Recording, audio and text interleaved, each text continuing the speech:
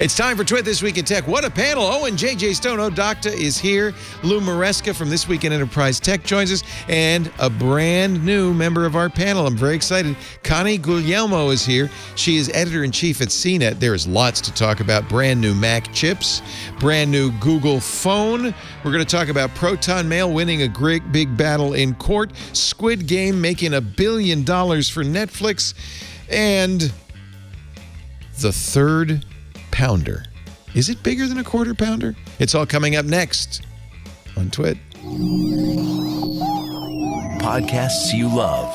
From people you trust. This is Twit.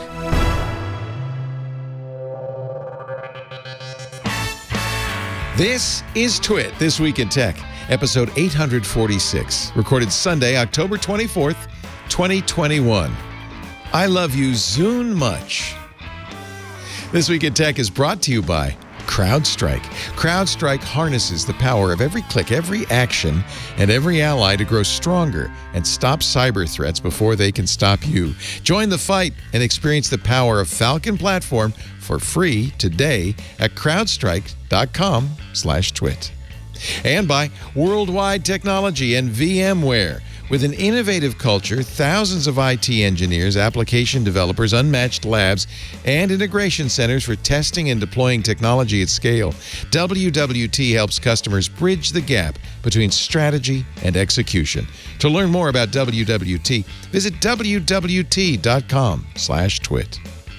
And by Stamps.com. Save time and money with Stamps.com. There's no risk. Plus, with my promo code TWIT, you get a special offer that includes a 4-week trial, plus free postage and a digital scale. No long-term commitments or contracts. Just go to Stamps.com, click on the microphone at the top of the homepage, and type in TWIT. And by Podium. Join more than 100,000 businesses that already use Podium to streamline their customer interactions. Get started for free at podium.com/twit or sign up for a paid Podium account and get a free credit card reader. Restrictions apply. It's time for Twit This Week in Tech, the show where we cover the week's tech news. Fasten your seatbelts. This is going to be a bumpy ride. Oh, Doctor is in the house. Owen J.J. Stone, apparently somewhat of an Eagles fan. So, somewhat. And last Sunday, lucky I wasn't on the show, it was my birthday. And I just want to introduce everybody to my baby. What'd you get? It's got an L, one of those L red rings around it. It is the 50 millimeter RF L lens. It's so beautiful. It is like, I love a lot of things. I have a child. And I have I have so much art glass now. Almost as expensive, actually. This thing right here, You could send a kid to college for that. What is she's not going to college. She ain't gonna make it. I bought a 100 to 500 this year. I got the Holy Trinity in RF. I can't afford college anymore. Is that for an R5? Is that for the mirrorless, or is that for? It is. I'm using the R5 as my webcam and the 15 to 35 because people always ask what kind of camera I'm using. It's good depth of field. It's such good depth of field that the lens was out of focus while you weren't.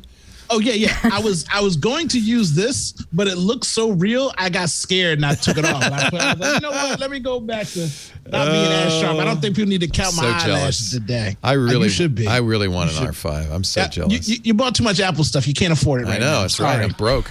Sorry. I'm broke. Also with us, is hot. And we're going to talk a little bit about that Apple stuff. Lou Maresca, who happens to work for Microsoft, but he's also the host of This Week in Enterprise Tech. Hello, Lou. Hey, Leo. Thanks for having me on. You moved to my old stomping grounds. You moved back east. You like it? I did. I moved to Rhode Island. I love it. It's got some sun, no more rain all the time. Talk to me when it snows. Okay. I'm okay with snow. Yeah. The kids will like the snow. Yeah. That's right. You got young people that can shovel the sidewalk for you and all that. That's right. My kids have actually barely ever seen snow. They all grew up in Seattle, so this is going to be new for them. They're going to be in shock. That's right. As will you. But no, you grew up back east, right? So you kind of. I did. I grew up in Pittsfield, Massachusetts, and New York area. Nice. So I know snow. Very nice. Hey, I want to welcome a new contributor to the show. Thrilled to have her. I've actually wanted to have Connie Guglielmo on for some time. She's editor-in-chief at Cnet. Works with great people like Lindsay Turrentine, who's on all the time. And it's great to have you, Connie. Welcome. Is it us or is it Connie? It was us. Say that again, Connie. We had you down. My pleasure. Really great to be here. From Silicon Valley. That's right. Yes, and she apparently has a Cnet sign stapled to her head. So no, it's not. It's on the bookshelf. Thank goodness. Okay. I think you should represent. I do, but that might be going a step too far. Apple had an event this week. So did Google. So did Samsung. Let's start with the most important. Samsung, now you can get your flip phone in color. Crickets. I have to think Samsung was just a little jealous that Apple and Google were going to have events, and they said, oh, yeah, let's do something. What can we do? We could make them in color. Okay. I actually like that flip phone. But yeah, that flip phone you have is nice. I got to play with it. It's actually nice. Really nice. I like it a lot. Google was rumored to be working on its own flip phone, but they didn't announce that on Tuesday or Monday. Tuesday. I'm confused. Tuesday. They announced the Pixel 6 and the Pixel 6 Pro with absolutely zero surprises. We knew exactly what it was going to look like, what it was going to be. The only surprise was if you tried to order it, in which case Google just said, no, sorry, you can't. Got to put up that demand. They had, according to Cnet, they are making twice the number of phones they sold last year. Quite optimistic, 7 million. Still a low number. Fewer phones, I think, than Apple sells in a week, but for the whole year. But I think Google really is putting a lot in on. Let's start with this phone because I think we'll get to Apple in a bit, and I know, Lou, you have some opinions on that. Have you, Connie, you guys, I'm sure you've already reviewed the Pixel 6 by now, yes or no? Well, we're playing with it right now, and you're right. Google is investing a lot into that phone because they want you to use Android and be bought into their whole Pixel ecosystem. The problem is there's a lot of good choices out there for you right now. You mentioned Apple introduced a phone. I mean, this is a good problem for consumers to have. You can get a Google Pixel or an Apple iPhone. They're both pretty good phones. I'm not going to comment on the colors for Samsung. I'm not ready to get a flip phone yet. But, I mean, it's a good problem to have when there's competition and people push the boundaries. Yeah. Yeah. I had a guy call the radio show today. It was a hysterical call. Jim said, I'm an engineer. I'm a ham. And I tried an iPhone. I don't know why anybody would ever buy an iPhone when you can get an Android phone. And I said, well, Jim, sometimes people just want phones to work. They don't want to mess with them. He said, well, yeah, I was bored. There's nothing you could do with them. I said, yes. For a lot of people, that's a virtue. So I think it's good to have some choice. Some people do like to mess with their phones. The cameras on the Pixel 6, and it's really early. Everybody who has one is embargoed and can't yet show photos until, I think, Tuesday. But somehow some have leaked out. And the night shots look spectacular from the Pixel 6, especially the Pixel 6 Pro. That's going to be the selling point. That's always the selling point. I don't care what Apple does. I don't care what Samsung does. Whenever they say the word night, I just hit mute for 30 seconds. I don't want to hear nothing that they say that their camera does with a night shot compared to what Google does. That is like the camera is Google's bread and butter. Like people that have Pixels really just think that they're photographers and they just want to take pictures. The technology that they have and they use is amazing, and their night camera is superior. It should be even better. This time the sensor is 2.5 times larger. I mean, they've really doubled down on this. This 50 is megapixels, pixel binning. They got all the stuff. They're doing all the things. 50 megapixel wide camera with an 82-degree field of view, f1.85. What is the f stop on that fancy new camera lens you just got for your R5? 1.2. Oh, shut up. Just shut up. So the lower that number, the wider the aperture, the more light it can gather. The more difficult it is to focus. Historically, small sensors have not had great depth of field, but f1.85 is pretty wide for a camera phone. That makes it almost worth that notch.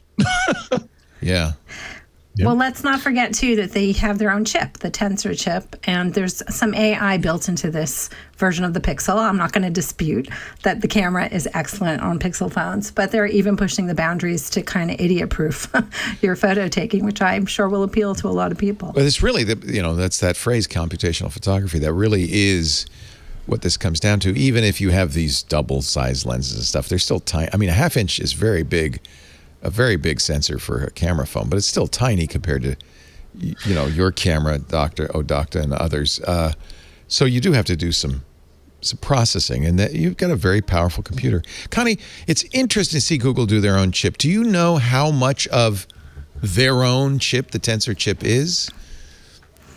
They haven't really given us a whole lot of details in it, but it makes a lot of sense that they would want to do their own chip. I mean, step aside from what you can pack into a chip, the past year has shown us that the supply chain around the world is pretty fragile. And if you're relying on Asia for your supply chain and your chips solely, you're going to get into trouble if you're making any kind of a hardware device. All the shortages we're seeing in the market today, right, are chip shortages. This is, I don't think this is the reason that Apple started designing its own chip. It had a whole set of issues with Intel years ago, which is why it went into the chip world. But certainly that is an advantage to them to invest and have the capacity they need to make hardware. So it won't surprise me if they pour even more money into it. Yeah, ironically, Apple's investment in hardware, the fab is TSMC, Taiwan Semiconductor Manufacturing Company. It's in Taiwan. No one is admitting who makes the Tensor chip, but it's widely believed to be Samsung in South Korea. So neither of these chips are made in the U.S., but if and maybe this is why Google ordered 7 million phones. If you order enough chips, TSMC, or I suspect Samsung, is much more likely to make them for you. And in fact, Apple famously has pushed everybody out by basically buying up all the production TSMC can give them. That's right. Yeah. Owning the line of production, it was a smart move. Apple did it, I would say, like 5-6 years ago. They had so much cash, and they couldn't figure out where to put that money in terms of products. And so they started buying up the supply chains and the factory production lines. They didn't build their own factories. They just bought all the capacity, basically, so that they could have at their disposal the inventory they need. There's an advantage, too, and according to Rick Osterloh, Google started working on this Tensor chip 4 years ago in 2017. There's another advantage that Apple's really realizing, which is if you make the whole stack, if you make the hardware, the chips, the software, the operating system, you can really design something that's purpose-built, that's really optimized for the things your device is meant to do, photography, for instance. And so, that's a real benefit. It's been a real benefit to Apple on the iPhone, then the iPad, now on the Macintosh. And I have a feeling that's exactly what Google's looking at. And there aren't that many companies that can do that kind of integration, vertical integration. There are not many companies that can make everything. Google's one of the few. Microsoft, I guess, could do that. I don't want to make you the spokesperson for Microsoft, Lou, because you're not. But that's one of the other few other companies that could do that. They make hardware. They could make their own chips. I think they are working on their own chips. Yeah, I mean, all of them start with a reference architecture, a reference product. I think, obviously, Apple's starting with one. Google starts with one. Microsoft, the SQ processors are all baseline ARM processors from other companies that they basically add specialized hardware to define their OS. And I think that's the key to being successful. I think that's why Apple's being so successful. They've been able to start with a baseline and really add in there. Google's successful because of the Tensor processor. I'll tell you one thing. If you add, I think it has 3 cameras on there. If you use the other 2 sensors for detecting light and other things, which is what they're doing when they take a picture. So you take a picture with one camera and they detect light and do other things with the other, and then they use the Tensor processor to process that data together. That's why they're so good, is because they're able to figure all that out and actually have a specialized processor because of it. And I think that's why they will continue. So you start with a baseline, you add the extra hardware, you will always be number one. Interesting. Yeah. The baseline, in this case, ARM, I don't know how much at this point. I mean, Apple has an ARM architecture license, which means that they can basically do whatever they want. I don't know what Google's license with ARM is. They can afford an architecture license. So I presume that they've done that. That means you can customize the heck out of them. is it fair to call them ARM chips even, Lou? Absolutely. Yeah, they all start with the same architecture, and memory model, processing unit, everything's the same. And then they just add different components to it to add the power adjustments, special things for the operating system. So they do all start with ARM and on the same architecture for sure. But why? So ARM is not. You might then conclude, ARM is clearly superior to x86, the architecture used by Intel and AMD. But I don't know if that's the case. I mean, it's a RISC architecture, reduced instruction set, compared to Intel's CISC, complex instruction set. But by itself, that does not make ARM superior. In some cases, ARM's less. You were talking, I noticed in the chat room earlier, so I'm going to steal from you, that ARM historically was not great in multi-threaded performance. So the hard part about ARM is what they call a weak memory model. And that means that they have what they call relaxed memory models, how they order the instruction sets. And so like what happens is if you're a developer trying to do concurrent processing and lock and block on the processor for things to wait for reading, writing, it's really complex, really, really hard to do. So if you're going to convert your code from x86 to ARM, you have to go back in and rewrite almost all of that code to make sure that it does it right. And I think it creates a really challenging way of development. And so I would say it's not worse, it's just a lot harder to do. And that's where, exactly. And I think that's why x86 thrived, is because it was a lot easier. There are problems with they call them race conditions. When you can't lock the process and you have two different things happening at the same time, you can have an unpredictable outcome. And that is a big problem, source of bugs. But aren't there languages, I mean, Erlang and others, that are designed to kind of handle these kind of challenging situations? Doesn't the compiler take care of that? Well, all of them had to adjust. Like even Java had to adjust. They have things like atomic constructs in there, volatile flags, stuff like that do adjust. But again, they had to adjust and they had to optimize, and that's the key. Like even when C++ 11 came out, they were all multi-threaded and all that stuff. And I think they had to adjust as well to be able to handle these compilations for especially even the M1 scenarios. So even like Office, for instance, is developed and it runs natively on the M1 system. And so like a lot of work had to be done to go and kind of do a bunch of work to make that optimized and really, really fast. And I would say the same thing is for all the apps. Yeah. I had not, we should mention Lou is a coder. So he's intimately familiar with these things and worked on Office, right? Are you still product manager? Correct. Yeah, I'm on the Excel team, actually. Excel team. Okay. So is intimately aware of these issues.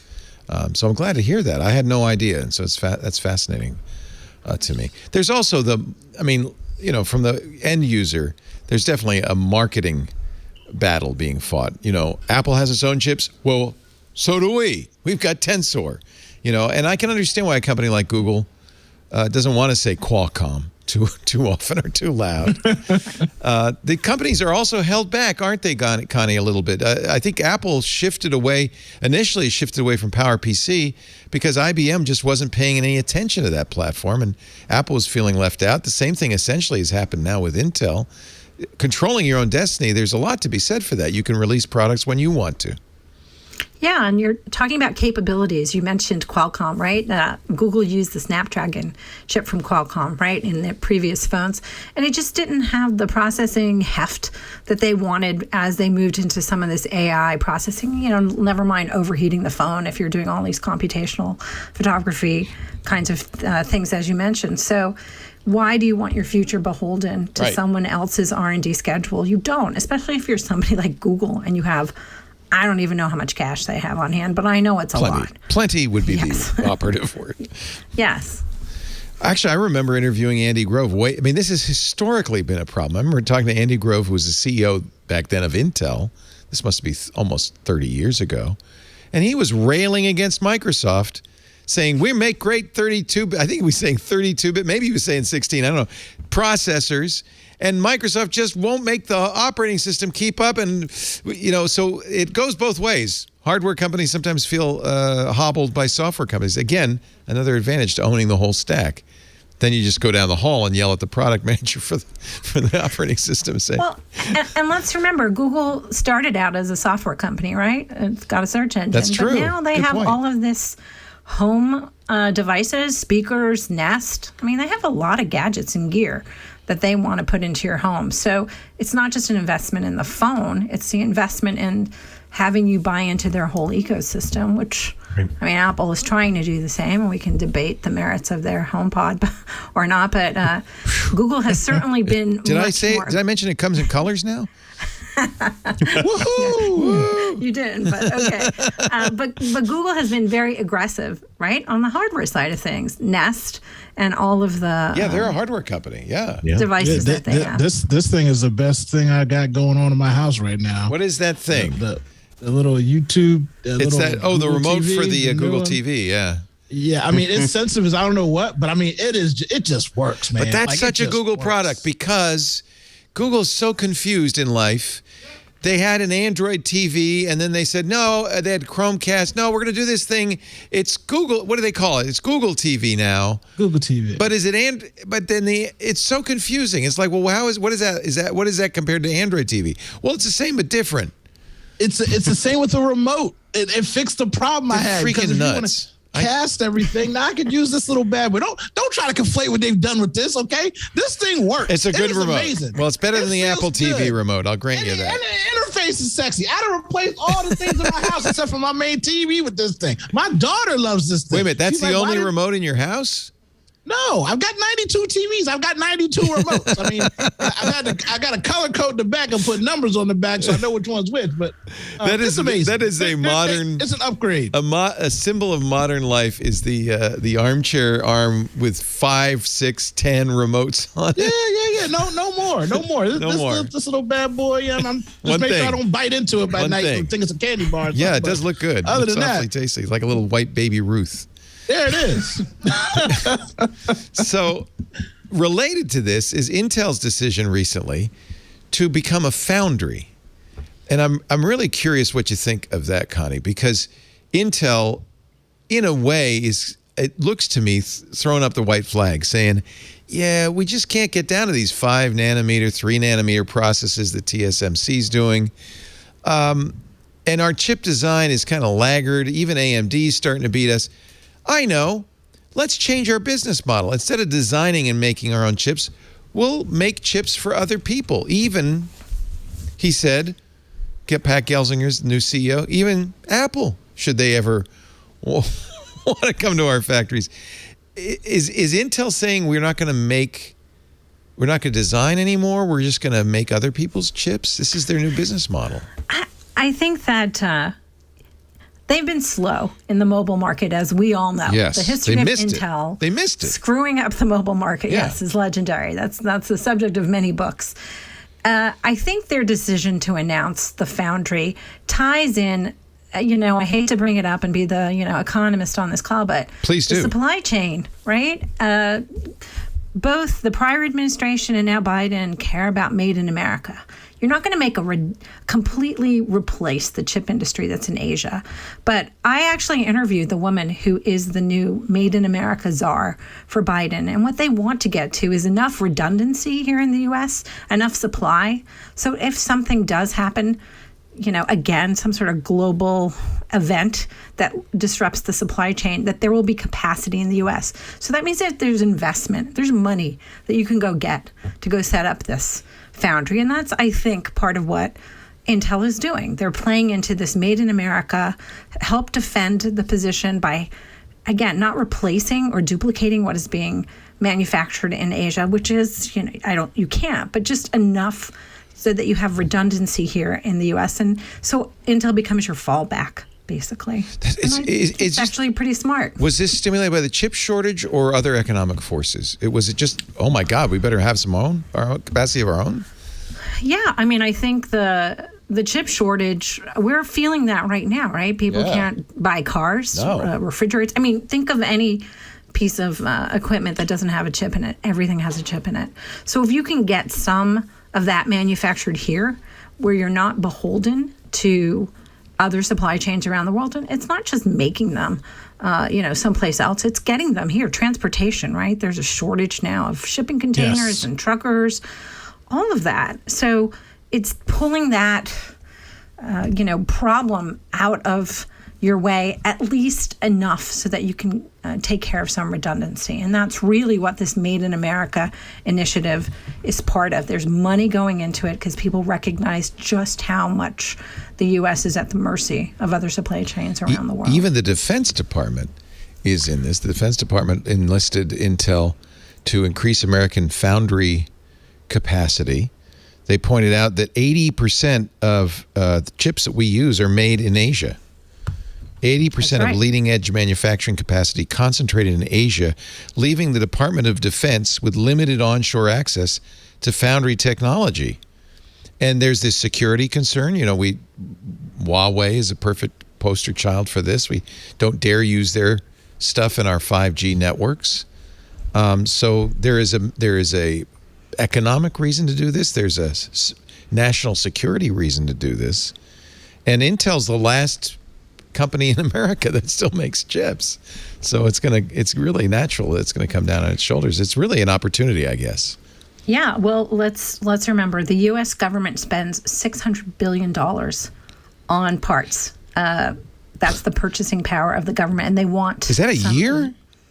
Yep, $600 billion annual purchasing budget. And they now have requirements about what percentage of what you're selling them has to be made in the U.S.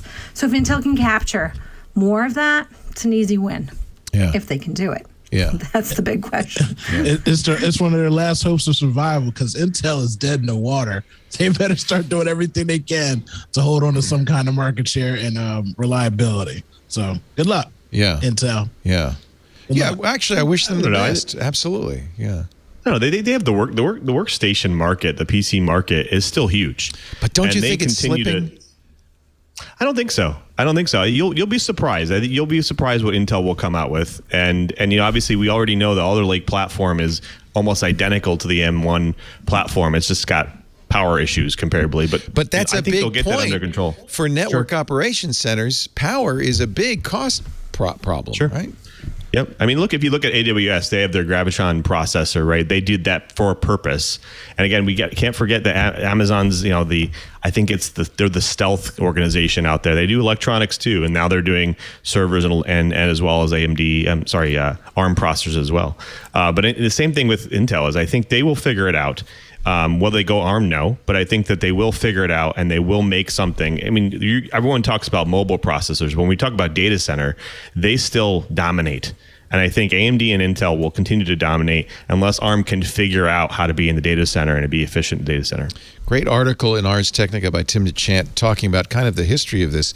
And I wasn't aware of this, but one of the reasons TSMC has succeeded is because they had so many customers. Because they were making chips for hundreds of different customers had different needs, different technologies, more advanced technologies, and it allowed TSMC to build skill sets in a broad range of areas in the latest technology to build machines. These are very expensive machines in these more modern technologies. And so when the time came, they were really well positioned to become a leader in chip fabrication. It was our mistake, not becoming a foundry company. It was a mistake in this country not to really encourage these foundries. This is a extreme ultraviolet lithography machine, an example of the very, very high tech machines used to design chips. Each one of these machines, there's a quote in here, costs $120 million. And to be a chip fab, you might have to buy a dozen or more every year for the next several years. That gives you some idea of how difficult this is. And this is bleeding edge technology. So, this is one of the reasons we always talk about why didn't Intel get past 10 nanometers? Well, it's things like this. And how did TSMC get to 5 nanometers so much more quickly? By being a foundry, working for many, many different companies, they were able to develop that skill Funded set. by somebody else, yeah. Yeah, it's really interesting. Excellent article about this. And I agree with you, Lou. I want Intel to succeed. I want them to survive, just as I want AMD to survive. AMD's a much smaller company, but faced with many of the same challenges. What about NVIDIA? Do you think NVIDIA, first of all, do you think they will succeed in their attempt to buy ARM? It looks like they're getting some severe headwinds in Europe. Connie, what do you think of the prospects of NVIDIA buying? Yeah, I don't know, honestly. I think I know why they want to buy ARM. NVIDIA. For a lot of money, by the way, significant. Well, they're looking at the future and they're trying to $40 billion. Yeah. Whether they will or not, that's an open question. There's a lot of, this is kind of an aside, but there's a lot of fear of tech companies right now around the world. No kidding. Every merger and acquisition is getting, extra scrutiny, and certainly the EU is much more aggressive about scrutinizing all of those deals than we are in the US. That's not to say we're not scrutinizing them, but we're not doing it at the level that the EU has been doing it. So that is, I think that is the underlying issue, is that they can't anticipate what they're signing off on, and so there's hesitancy to sign off on these kinds of deals. Yeah. I have high hopes for NVIDIA. I feel like they're doing a lot of great innovation. They do not make their own chips, however, just like ARM. They're an architecture company, not a foundry. So maybe this is a nice hand-in-hand with Intel. I don't know. I think they might be too late, though. I think, once Apple bought these companies, they started with ARM, and now they've built their own architecture off of the architecture. And now they're different from ARM in some sense. And they don't necessarily have to pay. They don't need ARM at this point, right? They don't need it anymore. Yeah. I think they might be too late. I think that's what I think here. Interesting. Yeah. In fact, I've seen articles that say NVIDIA will do just fine. Here's one from Forbes. But ARM, well, that's another matter. They may struggle. I want to take a little break. There is so much to talk about today. I'm so glad we have such a smart panel. This is great. Owen and I will just sit back while Connie and Lou explain the world to us. How about that? Hey, I'm in a Tesla on autopilot. I'm just here so I don't get fined. That's all. How are the Eagles doing? I turned the TV off, Uncle Leo. It's a done season for me. That might be the last game I watch. It's a rough year right now. Our 49ers are playing in a monsoon tonight in Santa Clara. So I don't know what it's going to be like. It's going to be a messy fun to watch. My wife says, "Oh, don't worry, Jimmy Garoppolo's a mudder." So what? No, he does great in the mud. Okay. Yeah, football in the rain and snow is good football. It's fun. I agree. Yeah, Michael, as you know, our 18-year-old is a Green Bay Packers fan. Yeah, he gets all the good weather. Yeah, I thought, I'm bringing you to Lambeau Field in December. We'll see. Let's see. And you're gonna. Can I go get me a ticket? I'll fly out. Would you come with us? I would love to go to Lambeau. That would be. I know. That would be great. That would be awesome. That's a historic. I'm gonna be dressed up in like 3 parkas and be looking like you have to paint your chest yellow and gold, green and gold, and go topless. I'm not losing a toe or nipple for a football game. It's not worth it right now. It's not worth it. Too cold out there. It's not worth it. Our show today. Great panel here. Thank you. And Lou, it's great to have you. I always like to get you on. Such a good host on This Week in Enterprise Tech. And you can see why we value his brains. Really nice to have you here. Our show, I want to talk about the M1. We'll talk about the Pro and the Max in a little bit. There's lots to talk about. Also, a tweet storm about Google's ad tech business that may be the beginning of some serious scrutiny for Google and Facebook together. But first, a word from our sponsor, as they say. Our show today brought to you by Crowdstrike. This is one of the most interesting security companies out there. You've seen us talk. You've seen the headlines. Security now is pretty much all about ransomware attack after ransomware attack. Now they're going after the food supply. If you're a business owner or a CISO or a IT guy, you probably feel like it's just a matter of time before they come for you. And then you have to make the fateful decision. Do you pay or do you lose everything? But there is a third option, which is to beat them before the fight even starts. With CrowdStrike, you're not alone in the battle against ransomware. It's in the name. CrowdStrike uses the threat graph from all their users, 1 trillion signals a day, 7 trillion a week, to analyze, see what's going on the net, analyze behavior on your devices, your servers, cloud workflows, to find the threats and stop them before they stop you. CrowdStrike's Falcon platform uses their threat graph power with advanced AI. I was so interested in this, I got their CTO on the line, Michael Centonis, because I wanted him to kind of. I was trying to understand what do you mean CrowdStrike? How does Threat Graph help find the threats? All the data points, the signals that we get come from the endpoints and the workloads that we have around the world. So we have an incredibly distributed network of customers from all around the world, and Threat Graph enables our platform to correlate those approximately 7 trillion endpoint-related events per week in real time. It's amazing, but it makes sense. If you could have your finger on the pulse of the global security stature, you'd have an idea. You'd have an early warning system, wouldn't you? That's exactly the idea. Falcon Complete delivers the industry's most powerful set of tools to fight today's sophisticated cyber attacks. And the nice thing is they do the work. It's all delivered to you via the cloud in a lightweight, intelligent agent. Forrester did a study. They found that Falcon Complete delivers an ROI of 403%. I will add, and it gives you 100% confidence. CrowdStrike is harnessing the power of every click, every action, every ally to grow stronger and stop cyber threats before they can reach you. And this is going on every hour of the day. Expert management, threat hunting, monitoring, remediation, and they mean it too. They back it up with CrowdStrike's breach prevention warranty. They guarantee for Falcon Complete managed customers a warranty covering up to $1 million in the event of a breach. Terms and conditions apply. Gartner's Magic Quadrant named CrowdStrike a leader for endpoint protection for 2021. This is a really, really interesting way to stop ransomware before it hits you. Join the fight. Experience the power of Falcon platform for free today at crowdstrike.com/twit. CrowdStrike, it's in the name, crowdstrike.com/twit, because what we've built together is worth defending together. CrowdStrike. We thank them so much for supporting Twit. You support Twit when you go to that address, by the way, so that they know you saw it here. Crowdstrike.com/twit. All right, so we talked a little bit about the Pixel 6. Actually, Jason Howell has the Pixel 6 and the Pixel 6 Pro. He is embargoed. He was able to show it, but you can't review it. You can't show pictures. But I think all about Android on Tuesday is my guess. I think he's not even allowed to tell me when the embargo lifts. He just goes, I can't. But I think Tuesday we'll have a review. I hope so, because I'm going to steal it from him, because I'm going to Mexico on Wednesday.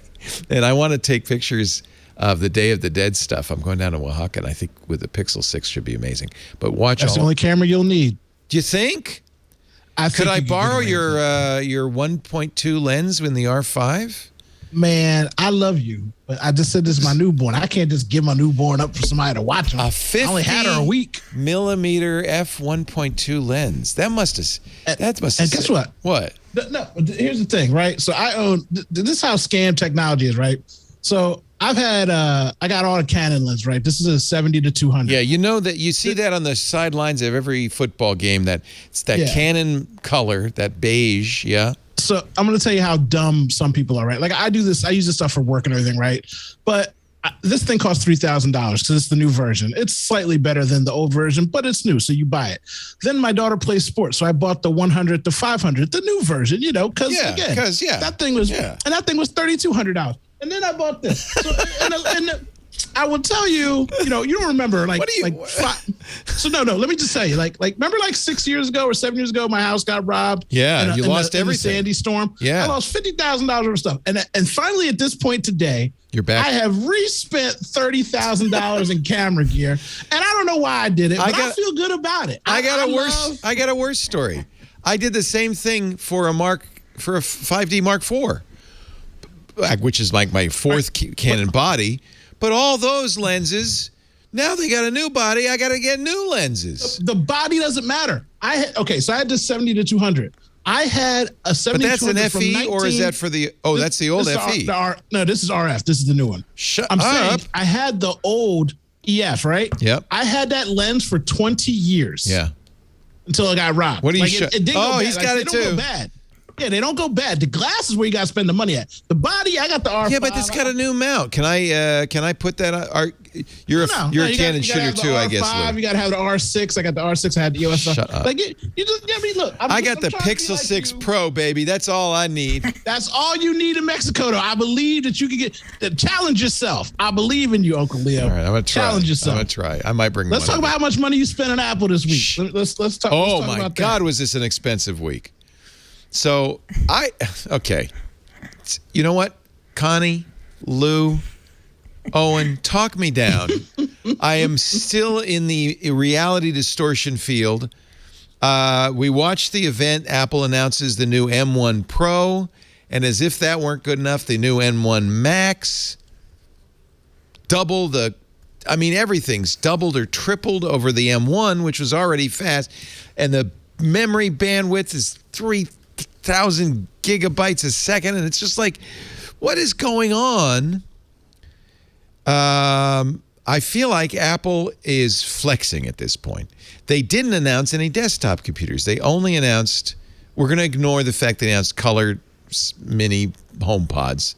We're going to ignore the fact that they announced a $179 iPod thing, which the AirPods for $179, which is crazy. Don't even go there.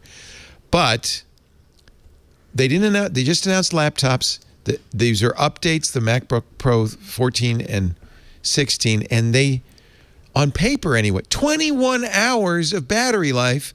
On paper, these things look like they speed past everybody else. The only negative thing I've seen, and remember, nobody has one yet. Or they have them, but they can't talk about them. Reviews aren't out yet. So we'll see real numbers. Again, I'm in the reality distortion field. But the worst thing I saw was Tom's Hardware said, well, okay, they're pretty fast, but the GPU on the MacBook Pro 16 isn't quite as fast as a maxed out NVIDIA on a desktop. Well, yeah, it's a laptop. Wow. Okay. Connie, am I nuts? Should I just take a chill pill and relax? Is this not the best thing ever? Well, you should wait for the reviews next week. I guess so, that's yes. for sure. But to your point, are they supposed to be smoking fast, or what's Apple's expression, wicked fast? Yeah. Yeah. I mean, that's their whole selling point, the CPU, number of GPU cores, starting RAM, all of that. I mean, up. And why? Because most people have laptops. Nobody needs this. No, there's people who need it, but it's a small, tiny number of people, right? Well, I guess you can never have too much power and too much speed, That's the right? thing. You don't think you need it. People like me go, oh, I have to have it, even though all I'm doing is taking notes in Apple's Notes Pro. I mean, I'm not exactly challenging anything. I'm not going to need all this. 4,000 gigabytes per second memory bandwidth, 57 billion transistors in the M1 Mac. That includes memory. The unified memory, though, 64 gigabytes is interesting because that memory is available, of course, for the CPU, but also for the GPU. So you now have a laptop which has massive memory on the GPU, built-in hardware decoding and encoding for video, for ProRes, MP4, and HEVC. A neural engine, I don't even know what you can do with that. Maybe build... HAL 9000, I don't know. Thunderbolt 4. So you didn't answer my question. You spent money. What did you buy? Okay, well, some of this I had to buy. I'm not asking whether you did it. Just answer. I spent about, if you don't include, about $10,000. No. Which version? Which one did you buy? I bought two maxed out. One of them is a gift because I promised a graduation gift to my nephew who just graduated from Rhode Island School of Design. He's a graphics designer. He needed a high-end laptop, so I'd promised him. I thought they were going to come out in June. They didn't come out. He needs it because he's using high-end graphics stuff. He needs a really good GPU. And then one I got for testing here. And then, see, maybe Connie doesn't know this, but we are stupid. We buy everything that we're going to review. So... we don't, because I don't like Apple. I don't want to talk to them. So we didn't. We have people who do this who get loaners. Jason got a loaner, the Pixel 6. I'm sure Renee Ritchie has all the Apple laptops. But so I bought one that we'll review, and then I'll give it to our lead editor, Anthony Nielsen, because he should probably have this. But you'll be proud of me, Owen. It hurt. I didn't want to, but I bought the base model M1 Pro, a mere $2,000, because I could get that one on Tuesday, so I'd have a chance of reviewing it before I left. So, okay, Lou, do you have anything to say about this Apple stuff before I get into this? Because he's going to beat me up. I can tell. You're going to beat me up, aren't you? How do we know? I do actually. You know what? I'm a huge fan. I'm a big fan, actually. The M1 architecture, when we first got our hands on that, was like ridiculously fast. Like, I think we were able to compile a full Office client as faster than our Xeon processor. So I'll tell you, like, it's very fast, and I can tell you that the power. This is like twice as fast as that was. More, even faster than that. Like, you're talking about like 7 times more transistors. And like, this isn't even their desktop. There's still going to be a Mac Mini Pro and an iMac Pro and a Mac Pro next year. Apple is just it looks like. I think Malik called him, said, a number of people said, look, you know what? They're a silicon company now. They are no longer a operating system company. They're no longer a computer company. They are a silicon company. This is a Steve Jobs thing, though. Like, think about it. Like, this is what Steve Jobs would have done if he was a silicon company, right? He threw the kitchen sink in. They threw the kitchen sink in just to show how powerful they can be, and nobody's going to be able to catch up for, I'd say, flex. 1 to 2 years. Yeah. Yes. Right. So let's talk about it. This is the MacBook Pro is now a completely stepped away from Intel, right? This is all Apple. All Apple. All Apple silicon, and they went over the top.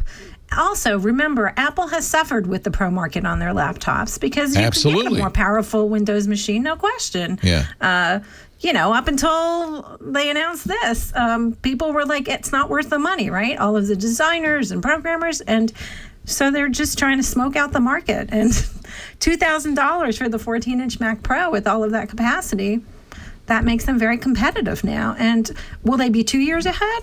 I don't know. I hope maybe he's right, but I don't think anybody can catch up. Yeah, I don't see how you catch up, because you're using off-the-shelf components that are not beautifully integrated with your operating system. And so you're limited. Off the shelf is never going to be good as purpose-built, and these are purpose-built. They're basically Swift machines. They're designed to run Apple software optimally. They're okay. Now, can I get in now? Nope. I'm not done yet. One more thing. Oh, come on. Then it's your turn. The thing that's really interesting is this is a complete repudiation, to your point, Connie, of the 2016 MacBook Pros. They basically said, oh yeah, sorry about that keyboard, sorry about the touch bar, really sorry about the MagSafe, really sorry. Oh God, did we blow it?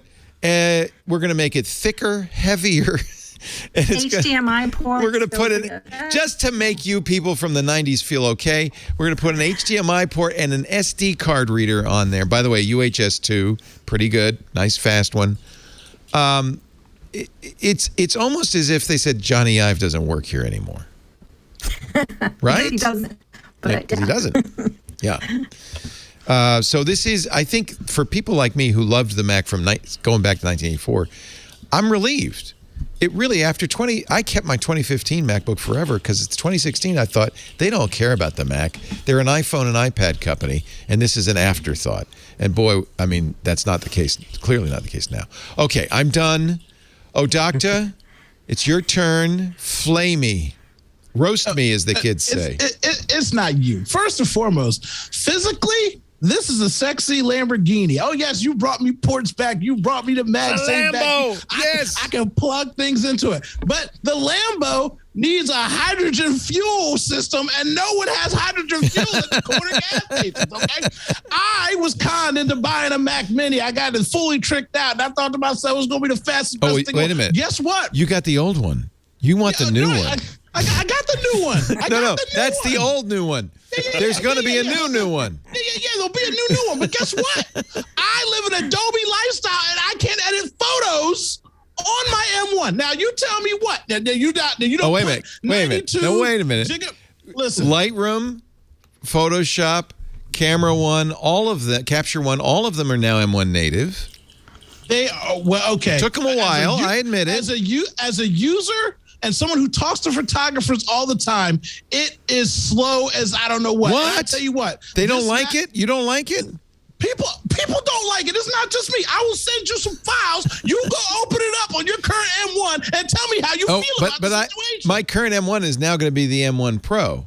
But okay, that's and guess what? For all the Lamborghini-ness you're telling me, it better work. 400 gigabytes a second.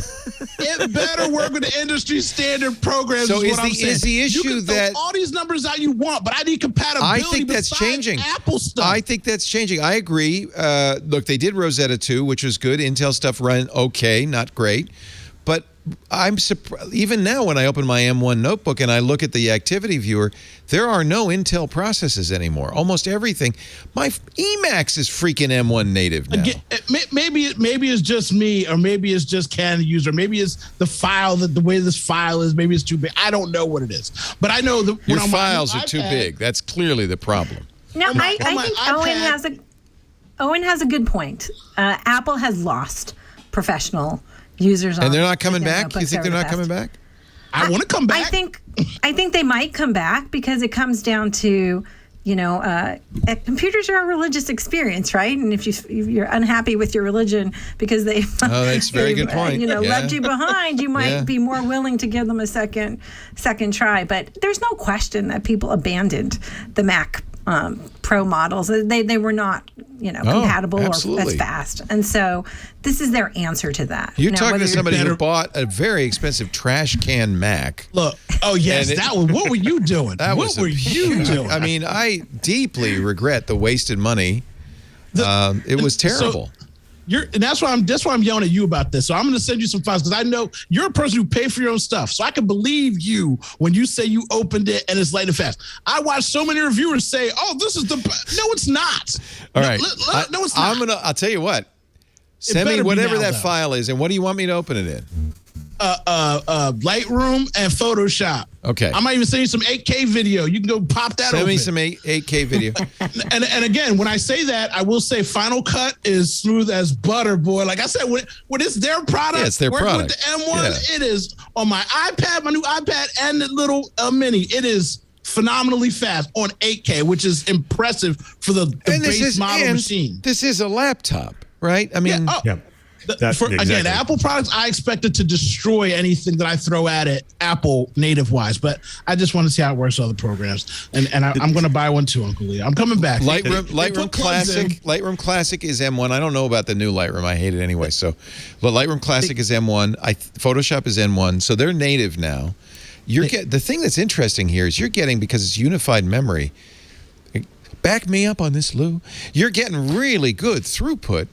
Because everything's on the same same core, same thing, not core, but same die. Well, you got to remember the first M1 processor was just to tease the market. They called it the MacBook Pro, but it wasn't. No, it's not really a MacBook. It was the entry level. Everybody told me it's entry level. Don't think of this as anything but entry level. No, you got to remember, Adobe's had a long time now, years, to go and to build against this new architecture. And I can almost guarantee when this thing comes out, there'll be updates, and you'll see a big difference. And Lou, just to be fair, as someone who doesn't know me, I yell at this, but I bought one. I've already ordered one. He gives me a hard time. How much did you spend this Monday? I'm just saying. I mean, again, you talk about religion. The biggest thing to say about life is that thing I was telling you about when I got robbed before. Yeah. My Macs got stolen. I thought to myself, I'm going to start building a PC. And for the last 6 years, I've done nothing but build PCs. And this laptop has reeled me back in because guess what? No more dongles. I can actually plug things in. Oh, I mean, it sounds dumb. They had me at MagSafe. Okay, they had me at MagSafe. All right, that's all your boy needed. So we're going to find out, Uncle Leo. We're going to find out. But I ordered one. I ordered the base model because I thought, well, let's see how the base model is. I mean, that's going to be interesting. I'll be comparing that basically to an M1 from last year. But Again, it's just numbers on the page. It's numbers provided by Apple, so you can't really say this is how it is. On paper, it really looks very impressive. And it looks like Apple's got some amazing chops. And I went mid-tier because you can't update anything once you get the thing. Oh, it's all on the motherboard. Yeah, so it's not even on the motherboard now. The memory is in the SoC. Upgradable? No. You can't. Max it out. Yeah. That's it. Yeah. You got to max it. Yeah.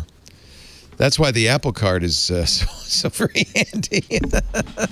Oh, God. I still don't have one, so I didn't get my 3%. Oh, so, some people got 6%, by the way. And it turns out, for a while, I thought, oh, this is good. They're upping it to 6%. And then Apple said, no, that was a mistake. But we're going to honor it. So good for them. You may have gotten, I don't think I got 6 back. I wish I had. What's that? That's a lot of money. That's $600. Yeah. I knew it would be an expensive week. I just didn't know how expensive. Yeah, like I said, I'll give you a hard time. What is 6% of $10,000? I didn't get the new watch and I didn't get the new phone, so that helped justify the laptop purchase. I tried to. 6% of 10 is $600. Right? Am I wrong? I need an M1 processor, clearly. I need an M1 Max. I need a better CPU. Floating point operation. I can't do it. That's right. Give me integers, baby. I can't do it. Is it fast enough to do fractions? That's all we need to know. Really. I have to say, Emacs runs so beautifully on the M1 Max. It's so sweet. It's just great. Actually, Emacs, believe it or not, did make a major leap because they're doing native compilation now. So it is very lickety-split fast. So is VS Code, though, Leo. I don't know about I like VS Code. I know, but it's Electron, right? Yeah, but it runs natively now. Oh, really? Oh, yeah, that's right. There's native Electron, yeah. That's one advantage to using Electron. It sure is. Anybody want to defend the third-generation AirPods for $179? Anybody? They have MagSafe charging on them. They have MagSafe charging. Oh, great. That's all you ever. I'm going to put a big puck on the bottom of my AirPods. Did you buy them? No, of course not. Well, you should. Lots of people are going to buy them, though. Oh, of course. If you don't have the Pros already, you're going to get these for sure. I think this is going to be big. They're Christmas less than the Pros. So, yeah. It has noise cancellation, right? So it's it's like Pro-ish. Do they? I don't know. Do they have? I don't think they have noise cancellation. No, they just have spatial audio. They just have spatial audio. I am not paying $179 for spatial audio. That's crazy. But do you have the Pro headphones? Okay, I admit I bought the Pro Max headphones. Terrible. $550 for nothing. You and I shouldn't be friends. Same thing as these. Yeah. And these are like $200. Google threw in a pair of Google Buds with my phone. They just threw it in for free. So I'm not an AirPods fan, I admit. And I'm actually getting to be less of a spatial audio fan. You want to defend spatial audio? Anybody? No. It's a gimmick. It's a gimmick. I honestly, at first I thought, oh, this is huge. It's going to be but then I realized I don't really want the cello to come from over my left ear over here. They should all be in front of me like a normal band. And spatial is artificial. It's not real. It's artificial. I don't like that.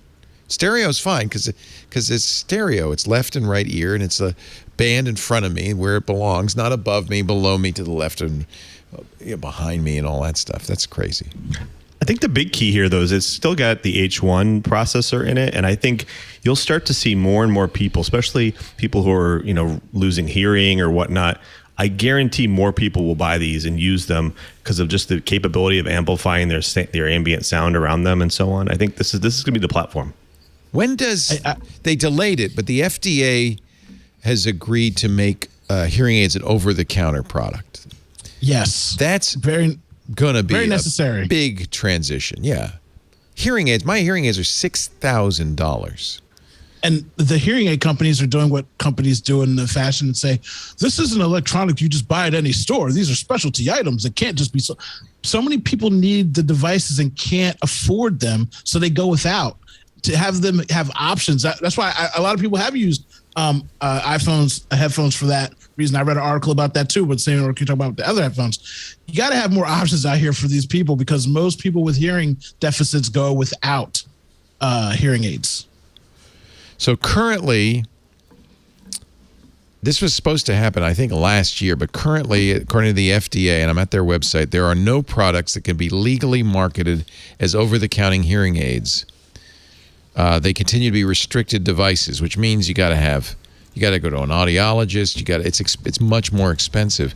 At some point, though, and you know, maybe there's such a big lobby, the hearing aid lobby. At some point, when they go over the counter, I think you're going to see some huge breakthroughs. And Apple could easily be right in there, right? You have really low latency and you have really high-powered phone in your pocket. Right. Like, I think that's going to be the key. With great microphones, right? Right. Exactly. Yeah, I'm trying to find out what the ETA is for over-the-counter hearing aids. And it's not, the FDA website does not have anything except it hasn't happened. The FDA Reauthorization Act of, get this, 2017 mandated over the counter. Okay, so the currently regulations are published for public comment and will eventually publish final regulations. Eventually, someday, in the future. Yeah, they missed their deadline to release the draft guidelines for doing it, so we're still waiting. Of course they did, because the big companies that make $6,000 per pair are slowing it down, I'm sure. All right. I think we probably need to talk about the elephant in the room, big tech, because it is a big-ass elephant. You don't want to throw an ad read in there first before you get onto this? Maybe you're right. Maybe you're right. That's a good idea, Owen. Let's pay these bills. Pay these bills, then we'll talk about big tech. Big thread.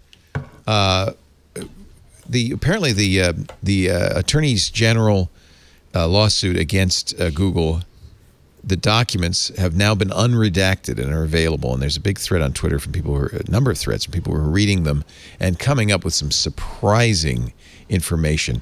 This is the lawsuit. It was headed by the Texas AG, but I think almost every state signed on to it. Google's got some splaining to do. We'll talk about that in just a little bit.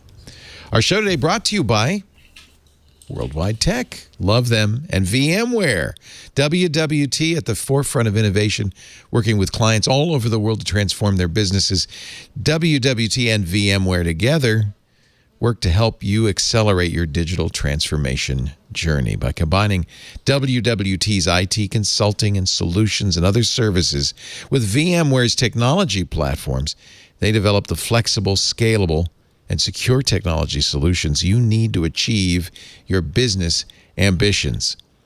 WWT, we were out there. That was our, last trip before COVID in March of 2020 and saw all the things that WWT does. I was blown away. If you are buying enterprise technology, this is your partner. And by the way, they are partners. They're a VMware principal partner holding 7 master service competencies. WWT's proven approach and powerful infrastructure help you discover, evaluate, architect, and implement advanced technology. And you could do it in their amazing lab. This is one of the things we saw, the ATC, the Advanced Technology Center. It's what they use to develop these proofs of concepts and integrations and tests, and you can use it too, which is so cool. The ATC is a research and testing lab that brings together technologies from leading OEMs like VMware. More than $500 million in equipment invested in the lab. I'm old enough to remember when ZDNet used to have that beautiful lab in Foster City. But the magazines, they're not there anymore. They're not doing the testing. Thank goodness. Worldwide Technologies jumped into the fray and created this own, which is, by the way, the nicest lab I've ever seen. Rack upon rack of amazing equipment. And you can use it too. Hundreds of on-demand and schedulable labs like Tanzu Mission Control, VMware Cloud Foundation, Workspace ONE, NSXT, Carbon Black, and VeloCloud. Just a small number of the VMware labs representing the newest advances in digital transformation. Other labs in the ATC represent just all the stuff that you'd want to know about. Multi-cloud architecture, that's hard to do, but you can try it out in the lab. Security, networking, primary and secondary storage, data analytics, AI. They're even up on the latest technologies like DevOps and Agile. And they can help you with that too. WWT's engineers and partners use the ATC to quickly spin up proofs of concept and pilots so that you can confidently select the best solutions. And with the ATC, you don't have to, get in line. You can test out your own products and solutions before you go to market. Not just tests, not just labs, but technical articles, expert insights, demonstration videos, white papers, all the tools you need to stay up with the latest technology. Completely virtual. You can use it anywhere in the world, any day, any night. And when you're there, I'll tell you, I can sign up to do this for free, by the way, in a sec. While you're there, though, I want you to check out the events in the communities, too. They are a community of people who want to help each other learn about technology trends, hear about the latest research and insights from their experts. We did a panel when we were out there. In fact, next time we go out, we should bring you, Lou. Really, really, really cool. Whatever your business needs, WWT can deliver scalable, tried and tested, tailored solutions. WWT and VMware bring strategy and execution together to make this exciting new world happen. To learn more about the WWT, the ATC, to gain access to all their free resources, all you have to do is go to wwt.com/twit, create a free account on the ATC platform. That's it, wwt.com/twit. Thank him, WWT, so much for supporting what we do here, and thank you for supporting us by going to that address, wwt.com/twit. Another way you could support us, of course, Club Twit. If you're not already a member, consider it.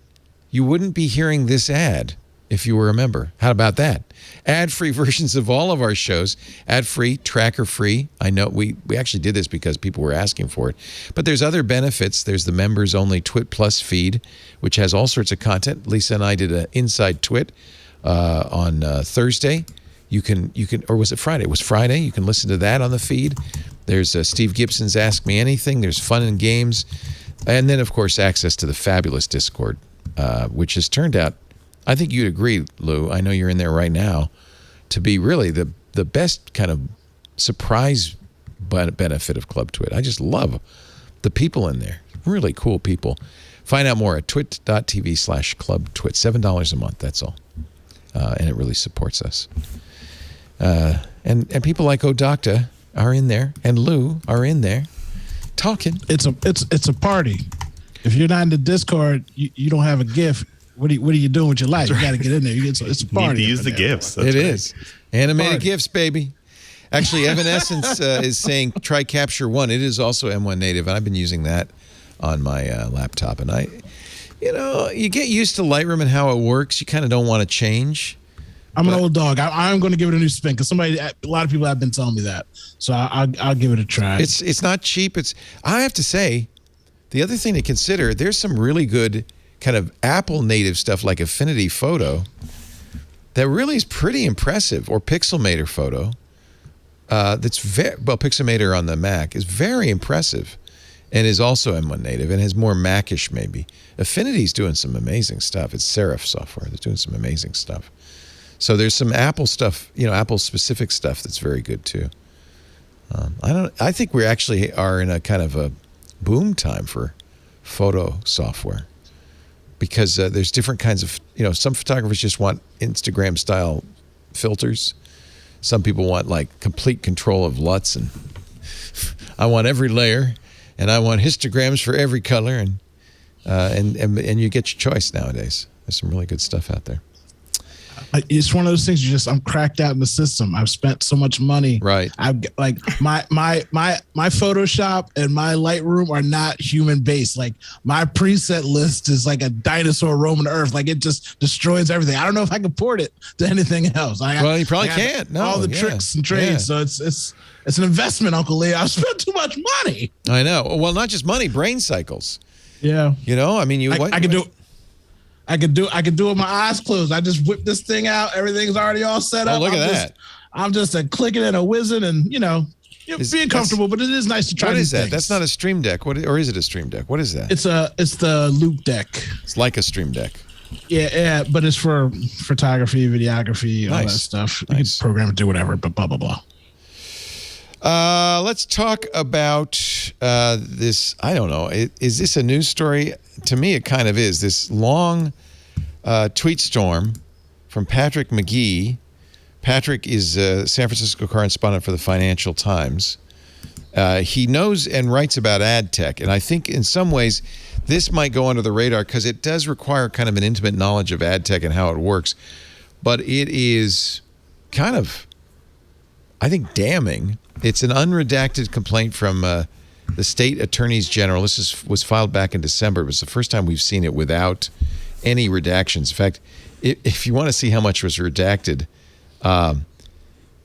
anything purple has now been unredacted, and it's a lot of stuff. But, and I don't know if any of you have read this yet, but it really sounds like Google has been, with full knowledge of its illegality, colluding with Facebook and others to completely own the online ad tech market. Any thoughts, Lou? Is this something that, I mean, it's kind of beyond my pay grade, so I'll way beyond mine too, Leo. Yeah. Way beyond mine. All right, so I'll just chime in here. Please, Connie, you must explain. All right, yes. So Google makes something like $182 billion a year.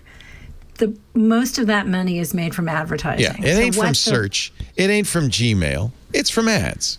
Correct. Ads on all of those services, which each have 1 billion plus users, right? So that's a lot of eyeballs that you're getting your ads in front of. And what the lawsuit, the unredacted lawsuit, again, this is what the state attorney generals, it's led by Texas, and there's like 12 or 14 other states, I think you said, have joined them. I don't know the exact number, but it's a lot. At least a dozen other states have said that Google is manipulating the ad network in a variety of ways. First, to give preference sometimes to Facebook. Facebook and Google, according to some of these documents, apparently didn't like the fact that Apple was trying to make sure you didn't know who their users were and protect their privacy. Well, when you're targeting ads, and targeted ads you get a much higher premium when the ad is targeted than if I just show you an ad for a Home Depot or something random, that you might not be interested in. So targeted ads means that I need to know who you are then, or, have a sense of who you are using all of these metrics that these various companies, Facebook, Google, and others use. And so they didn't like the fact that Apple was really putting user privacy first, Google and Facebook. And so they were trying to figure out ways to have Facebook show more ads, according to the state attorney generals. Of course, Google, Facebook, and the tech companies are going to have to defend this. And the other thing that these documents say, and again, I encourage people to read them, I've only scanned them, is that Google gave preference to its own ad. It would bid on its own exchanges, and it won a lot of its own ad business itself on an exchange over which it has monopoly power. It sets the price for what, if you're a small business and you want to put an ad on the Google Ad Network, it decides how much it's going to charge you, a cut of your ad sales. And so it charges people a lot of money and basically, game the system to its advantage. This is what the attorney generals are saying, and that's what will be debated. If it's misusing its monopoly power in the ad market, of which it is the primary beneficiary. I found a stat that 75% of all online ad impressions in the U.S. during the third quarter were served by Google. That's how powerful it is. Google processes 11 billion online ad spaces every day. Yeah. 11 billion ads a day it's dramatic. The complaint alleges, and I think after reading it, it might be a fair allegation that essentially, because Google owns both the buy side and sell side on this, that they are effectively, says the complaint, pitcher, batter, and umpire all at the same time. They quote a Google employee who admitted, if the analogy would be if Goldman or Citibank owned the stock exchange. They are both buying and selling, and they're controlling the bidding to end up in their favor. And the only reason that they've dialed in Facebook is because they can make more money. There's, according to this, again, this is all allegations from the state's attorney general, but I think quite well documented. Google has a secret deal with Facebook. They call it Jedi Blue.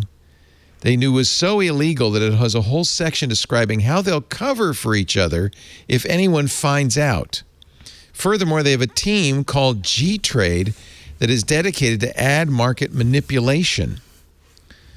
Google, remember we were all upset about Google AMP? Google said, well, we'll this is all about making the web a better place. All the JavaScript has to come from our servers. All the ads have to come from us. All the content will serve so it's faster. It just makes the web faster. That's all we're interested in. But AMP was really about preventing people from circumventing Google's ad exchanges.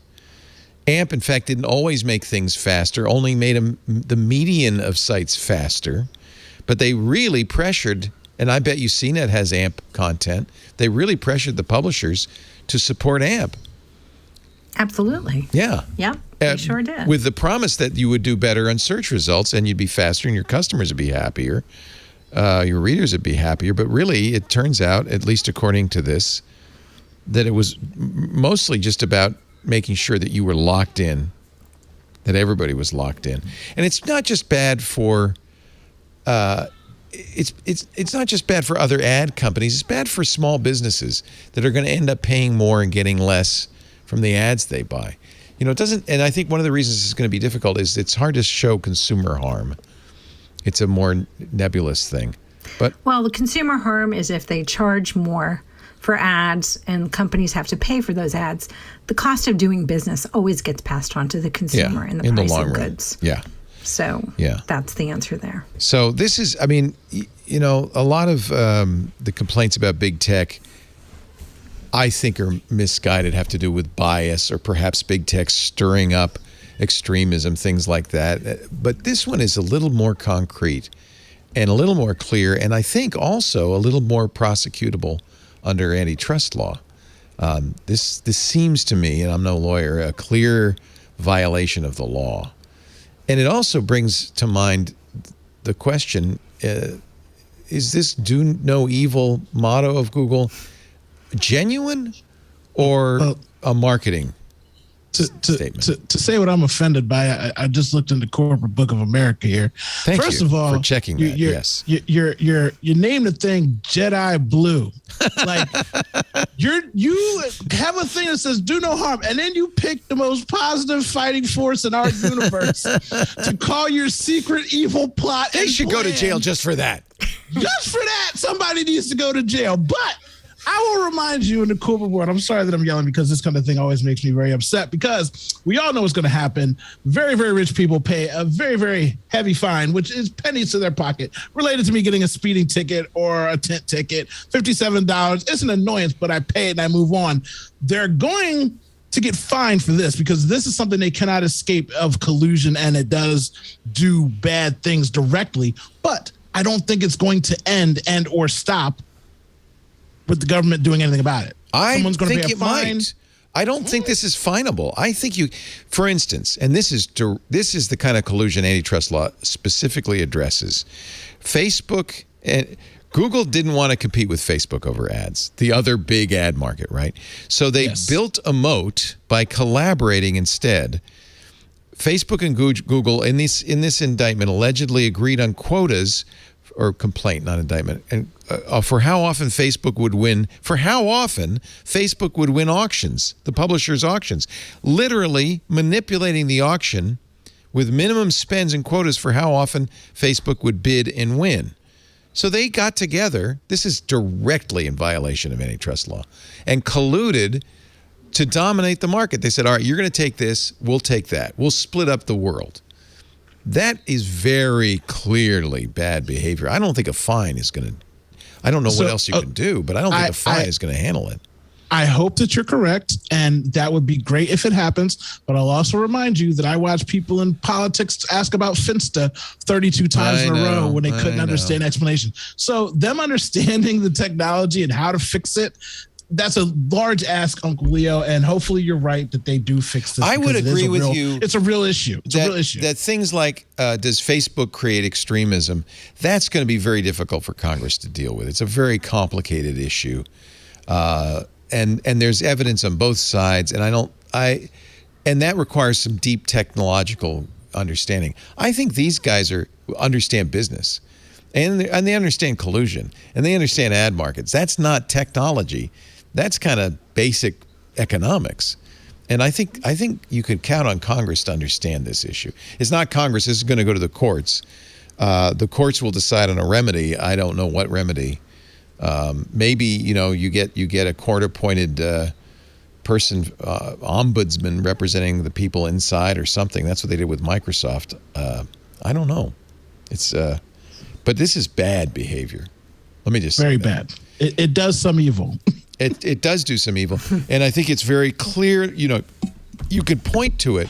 It's a lot harder to say, well, did Facebook pull down enough COVID-19 stories to really? I mean, that's hard.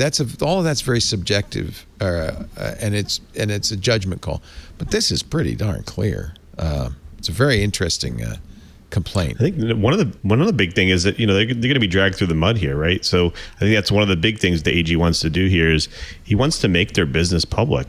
Yeah, he wants to make their financial data, their user data, their all of that public, right? And I think that's what's really going to hurt Google in the long run, even if they win the case. So public opinion.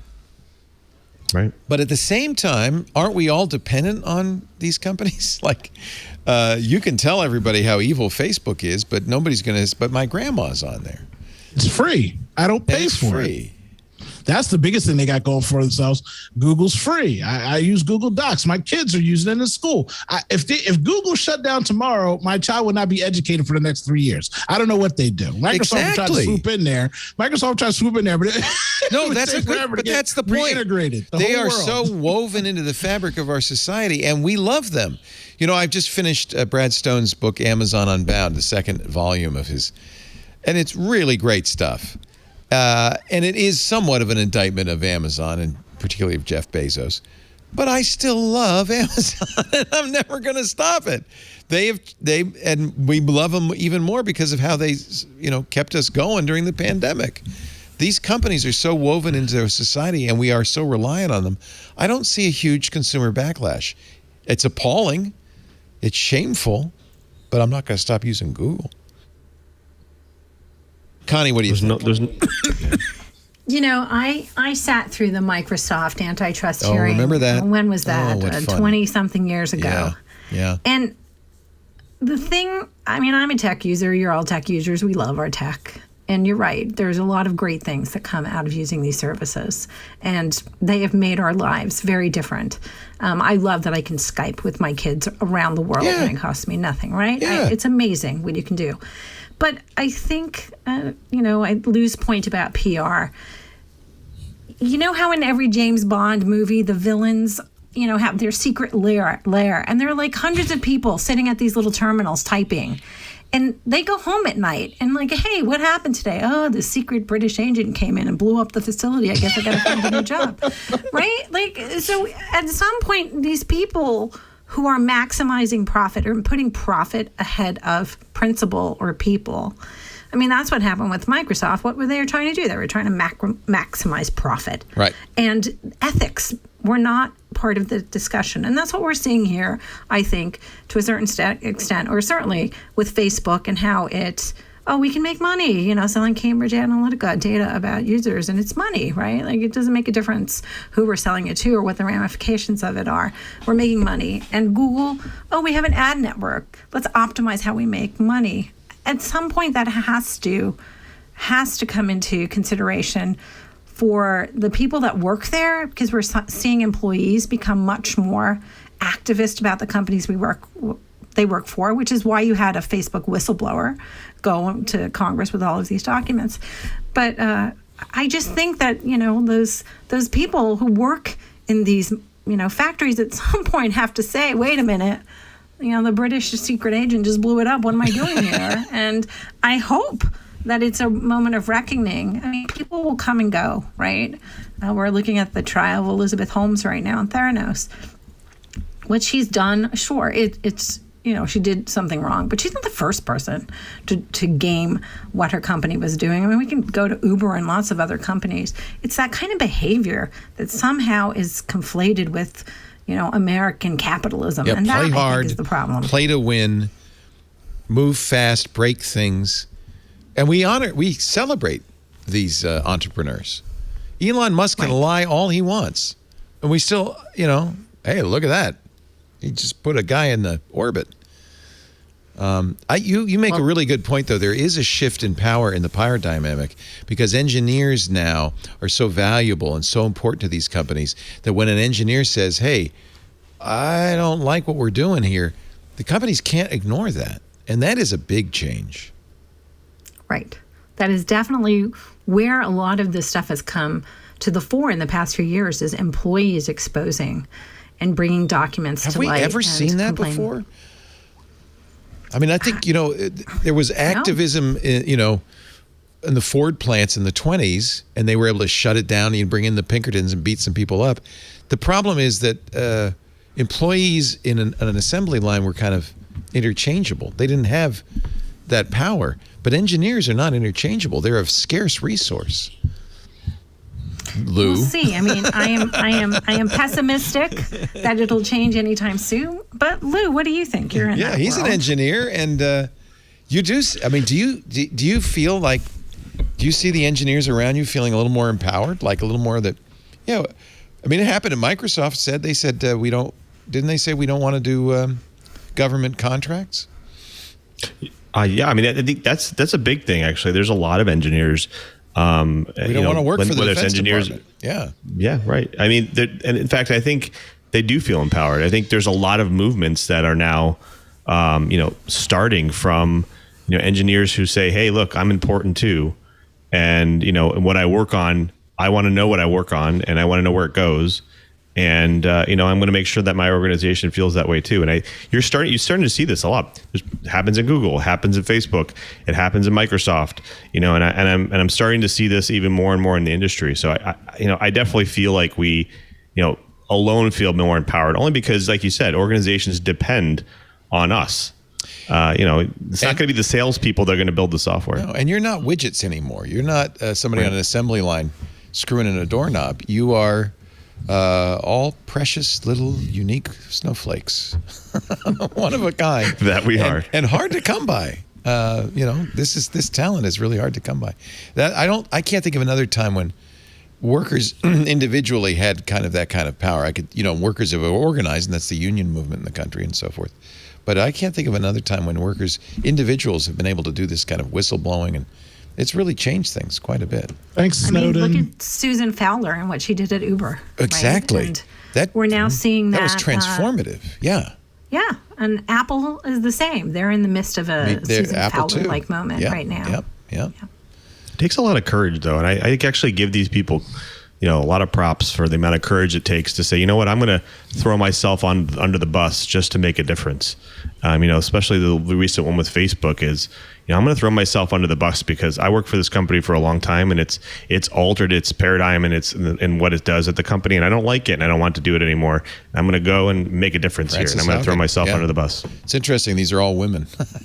I don't. Maybe us guys, we're just going to keep our head down and work. I don't know.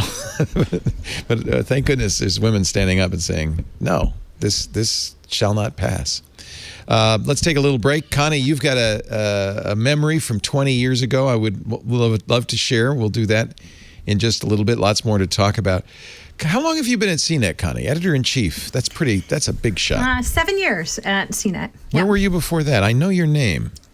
I was at Forbes before that, there you go. Bloomberg. There you go. And I started at Macweek. I was on the launch of Wired. I've been a tech reporter my whole career. I know your byline by heart, practically. Yeah, we've been stealing your enterprise reporting on this show for years. So thank you. I appreciate all the work you do. You're welcome. Now editor-in-chief at Cnet, Lou Maresca. Great to have you, of course. Product manager at Microsoft, but more importantly, at least to me, the host of This Week in Enterprise Tech every week on Twit at LouMM, and a very, very welcome member of our Twit community. We just love having you around. Thank you for the great job you do. And Owen J.J. Stone, there's no explanation for him. He just is. He just exists. I am the fourth smartest panelist today. No, I'm going to race you to the bottom on that one. It's you or me, buddy. I don't know. Hey, you're reading the articles. I'm giving you third place for that. You know what I mean? He's the color guy, right? You're the guy on the play-by-play team that goes, I'm just in my basement with a full hat, just being a regular guy. You know what I mean? Love That's it. all. That's all. I'm sorry about your Eagles. Sorry about that. I turned the TV off. It's all right. Yeah, it's okay.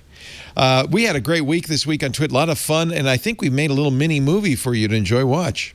Really love the Pixel design, 6 I have to is say. designed The camera inside bump and out up, we'll have to see. to understand Wait a minute, Jason, the don't you have nuance one? of view. Can you? Oh, my God. Previously on Twit. All about Android. We have the Pixel 6 and the Pixel 6 Pro. I think they've actually managed to hit that real original Pixel Nexus style feel of this is an affordable flagship. Twit News. The M1 Max Mac. It's the largest chip we've ever built by far. Doubles the GPU to a massive 32 cores. 32 core GPU.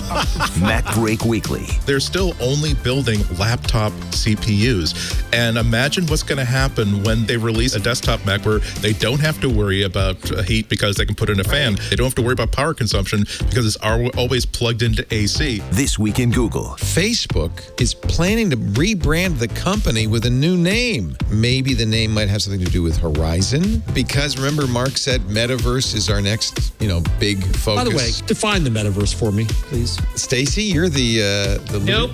Nope. Not gonna do it. If you missed Twit this week, you missed a lot.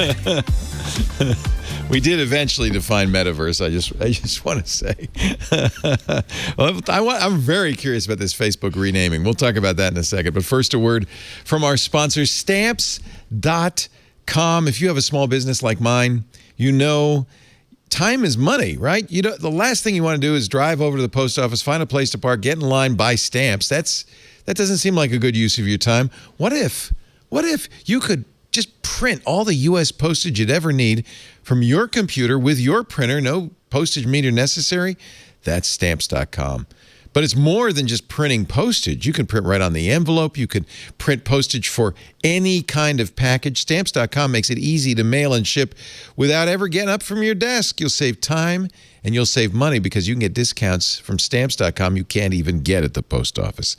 Send letters and packages for less with discounted rates from the United States Postal Service. And now, see that yellow logo? Now UPS as well. This is a total shipping solution. Stamps.com's been around since 1998, an indispensable tool for nearly 1 million businesses, including ours. They bring the services of the Postal Service to your desk and of UPS to your desk. If you got a little side hustle selling Etsy or Amazon or eBay, you must have Stamps.com. It just makes you look more professional. I often get packages from Etsy with like hand-tied twine around brown paper bag, and it's got 18 stamps that I can tell they licked each one individually, and there's like all different denominations. Okay, that's cute. That's fine. But maybe something a little more professional. Besides, why are you licking stamps? Stamps.com will print out the labels. It'll take the address directly from the web page on Etsy or Amazon, or take it from your address book, from anything you've got. It'll even automatically print your return address, your company's logo. All you need is a computer and a standard printer. No special supplies, no special equipment. Although, I am going to get you, I got a special deal. We're going to get you a USB scale so you'll never have to guess on postage ever again. Within minutes, you're up and running, printing official postage for any letter, any package, anywhere you want to send. And once your mail's ready, a uniformed employee of the federal government will come and pick it up, the mailman, or the UPS guy too, and they'll drop it off. Or you could drop it off. No traffic, no lines, cut the confusion of shipping. They've even got a new rate advisor tool. Because there's so many ways you could do this, you can compare shipping rates and timelines and find the best option for you, whether it's USPS or UPS. Stamps.com has been a partner of Twit since 2012. I think it's longer than that even. If you haven't tried them yet, what are you waiting for? Oh, I know. They've been advertising on Twit since 2012. We've been using them since long before then. In fact, I just found my Leo stamps. I had Stamps.com print stamps with my picture on them. Unfortunately, they're like 45-cent stamps. I can't use them on anything. So I had Debbie print me out. Thank you, Stamps.com. A bunch of, I think, 5-cent or 6-cent stamps so I can get to the current rate. They do have forever stamps, though, from Stamps.com, which is a very nice thing. We've got a great deal. Save time and money with Stamps.com. No risk. We've got a promo code, TWIT. With that, you'll get a special offer. Look at that. 4-week trial, plus coupons for free postage, plus that digital scale I mentioned.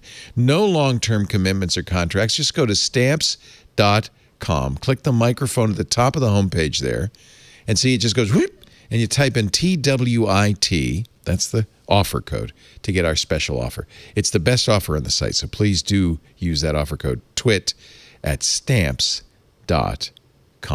Never go to the post office again. Big fans. Known these guys forever and have used them forever.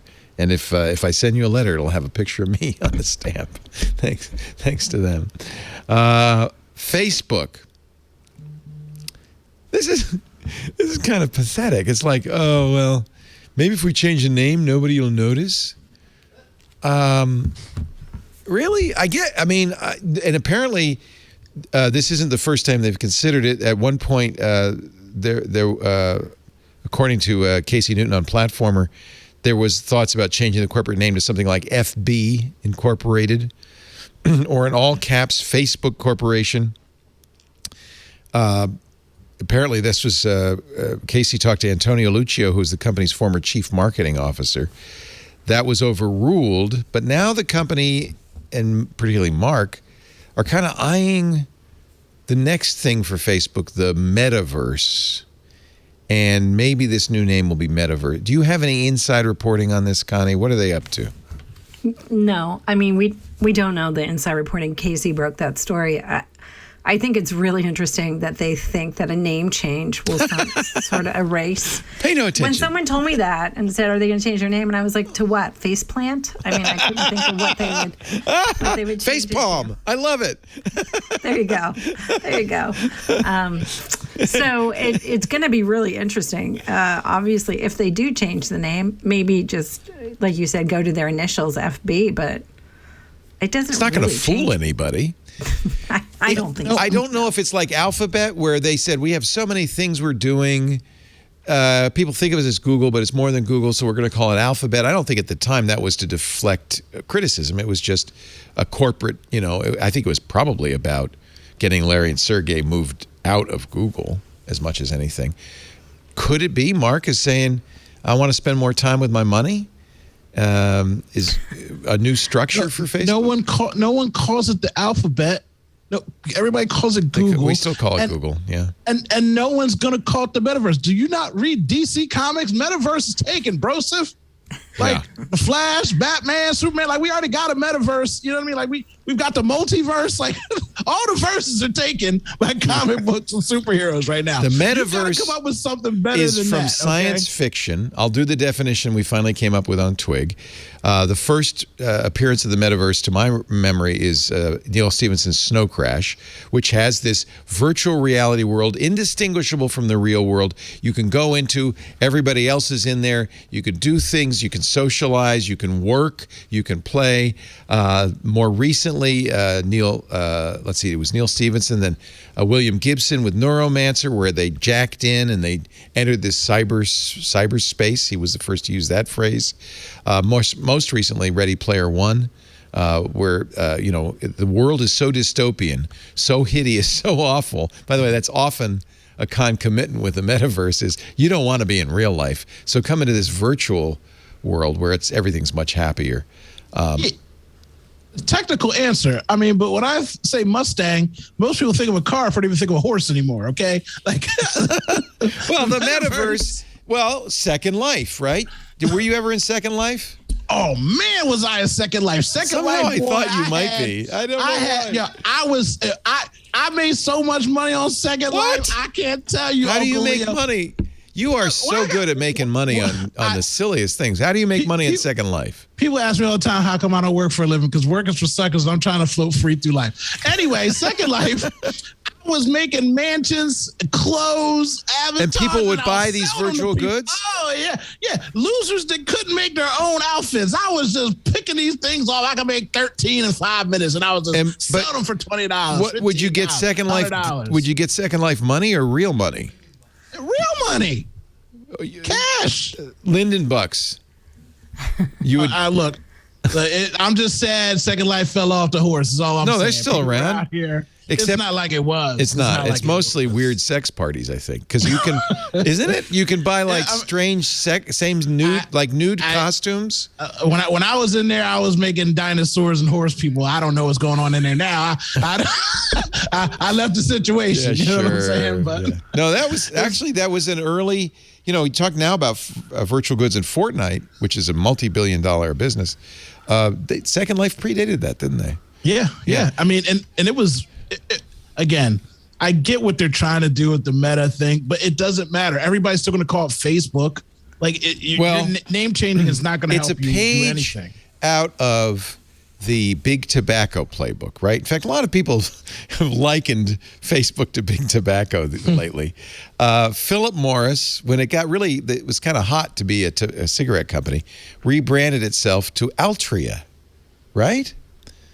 Who remembers Altria? Nobody. Nobody. Philip Morris rings in my mind quickly. Again, they made Marlboro. They are Altria now. I don't know if that saved them from, any acrimony about what their products did to people. Any suggestions for what Facebook might call itself? Any thoughts? I think they're just trying to protect their brand, right? And they're already seeing a hit from all of this, bad stuff that's coming out about Facebook all the time against Instagram and WhatsApp. So maybe they're going to go the alphabet route, make themselves a holding company. It's a holding company. And rebrand the platform so that you're not on Facebook. Now you're on Metaverse. Well, you'd be on Facebook by Metaverse, right? Or because Instagram, it says Instagram by Facebook now. So maybe buy whatever this. Vlad Svov at Bloomberg says Facebook appears to control Meta.com. So maybe Meta. The original story is broken in The Verge. The author, Heath, said that he thought maybe Verizon. I mean, sorry, not Verizon. That's taken, isn't it? How about Oath? Has anybody used Oath lately? How about Horizon? Because there was a Facebook app, Facebook meets Roblox app, the company's been working on for years called Horizon Worlds. So maybe Horizon. Sounds like I'm going to a hospital to talk to my grandma on Facebook. Yeah. It does actually sound like a place you get euthanized. Come to Horizon. All of our reaction just tells it. Yeah. I mean, literally all four of us are just like, what the F? What the hell? Right? It can't be any worse than Tronk. You never know. They might surprise us. Tronk was pretty bad. Tronk. Yeah.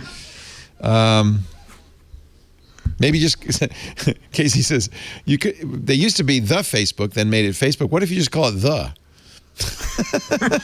the definite article? I don't know. Well, I think we'll find out this week. The company is, according to Casey's sources, leaning away from Meta as the name. Another told me the new name might not relate to the metaverse at all. Both sources suggested Zuckerberg is keen for the new name to surprise, to be something unexpected. Katie Notopoulos on BuzzFeed is actually has a poll. Facey McBookface is not, but there are a few. There's Bookface, MySpace, Facey McBookface, Sweet Baby Facebook. I kind of like Sweet Baby Facebook. Facebook for Kids, definitely not Facebook. Hellsite. TKTK, which of course Connie will recognize as the old journalists to be named later, what is it? Being researched this to come. To come. That's it. To come. Instabook, What's Book, Ben Shapiro fan site, ooh, burn, Quickster, another burn, Mark Zuckerberg's Zinc sunscreen, BuzzFeed 2, Poke or Poke? Poke? No, Hot or Not. Oops, that's the one he was copying. Oops, we facilitated genocide. Aunt Cheryl wished you a happy birthday. I like this. Thick Zuck. THICCZUCC. I'm not going to read the next one. Trunk.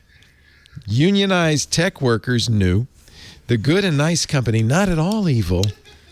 But my favorite from Katie Natopoulos, senior technology reporter for BuzzFeed News. Facebook should be renamed Free Britney. Okay, here's some good choices. Great article. Thank you, Katie, for letting us steal your jokes. I would call it Olympus Encyclopedia, Olympus Library, something like with books. Alexandria. Like something like that with library. Like, you know how presidents always get a library when they get out? Like, just name it Zucker Library. You know that Facebook has probably hired not one, but several rebranding companies. There's companies that specialize in coming up with names like Altria. And they get and no matter millions. what happens, and no matter what they pick, it's going to be terrible. It's going to be, guaranteed. It's going to be terrible. I can bet on that. Lisa used to work for the local developer here. They wanted a rebrand, and they wanted to tie into Petaluma. So they called, I can't remember what it was. They called it something. And apparently they weren't from the branding company wasn't from the local company, because when they came back and they had a big unveiling, everybody said, no, that's where the dumps are. You don't want to name your development company for the dumps. So they ended up naming it Basin Street, which is, I remember, I think is in New Orleans. So I think these branding companies aren't necessarily the best. What was Twit's name before Twit? It was the Revenge of the Screensavers. Okay. But then we got a cease and desist letter, so we knew we couldn't name it that. 20 years ago today, Steve Jobs taught the band to play, put 1,000 songs in our pocket. And Connie, you were at that event. I was. It was a notable day, not just because Steve Jobs was really good at doing presentations and keeping the audience enthralled, but because it was such a big risk for Apple. At the time, it was primarily known as the maker of the Macintosh, and it was 2001, so Jobs had been back 5 years, and they were still, in financial struggles. They had the new candy-colored iMacs before, but they still, weren't, solvent, I would say. They were still struggling to make money. So for them to take a risk on the consumer electronics market was a big move. And Jobs started out his pitch that day with an emotional appeal, which was, everybody's into music. This is a market that's never going to go away. People love music. We love music, and you should do what you love. And he really did a good job of keeping the audience, following along with him and his logic. There were other music players on the market. Apple is typically not the first into a new space, but he sold them on how it was going to be.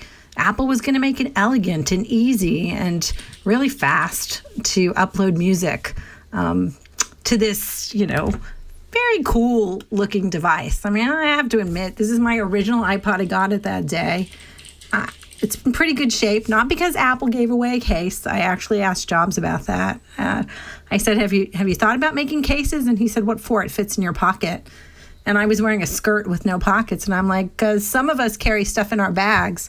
So I went home and I sewed my own little case. I found it. Oh, it's a little cow. It's a gateway case. With yarn from my kids, plaything. And that's what's kept this thing in pristine condition. But wow. It was a notable moment. Like I said, it was a risk. It took a while for the iPod to be a success. I don't think people realized that. It was not an instant hit. It took them 4 or 5 years to really sell in the millions of devices. But by then, they'd introduced the iTunes store and had taken on the music labels, as all of us recall. It was one of Steve Jobs' famous open letters to the industry and talking about why you should be able to buy songs individually rather than buying a whole CD. And it was just cool, right? The silhouette ads. They had a U2 iPod.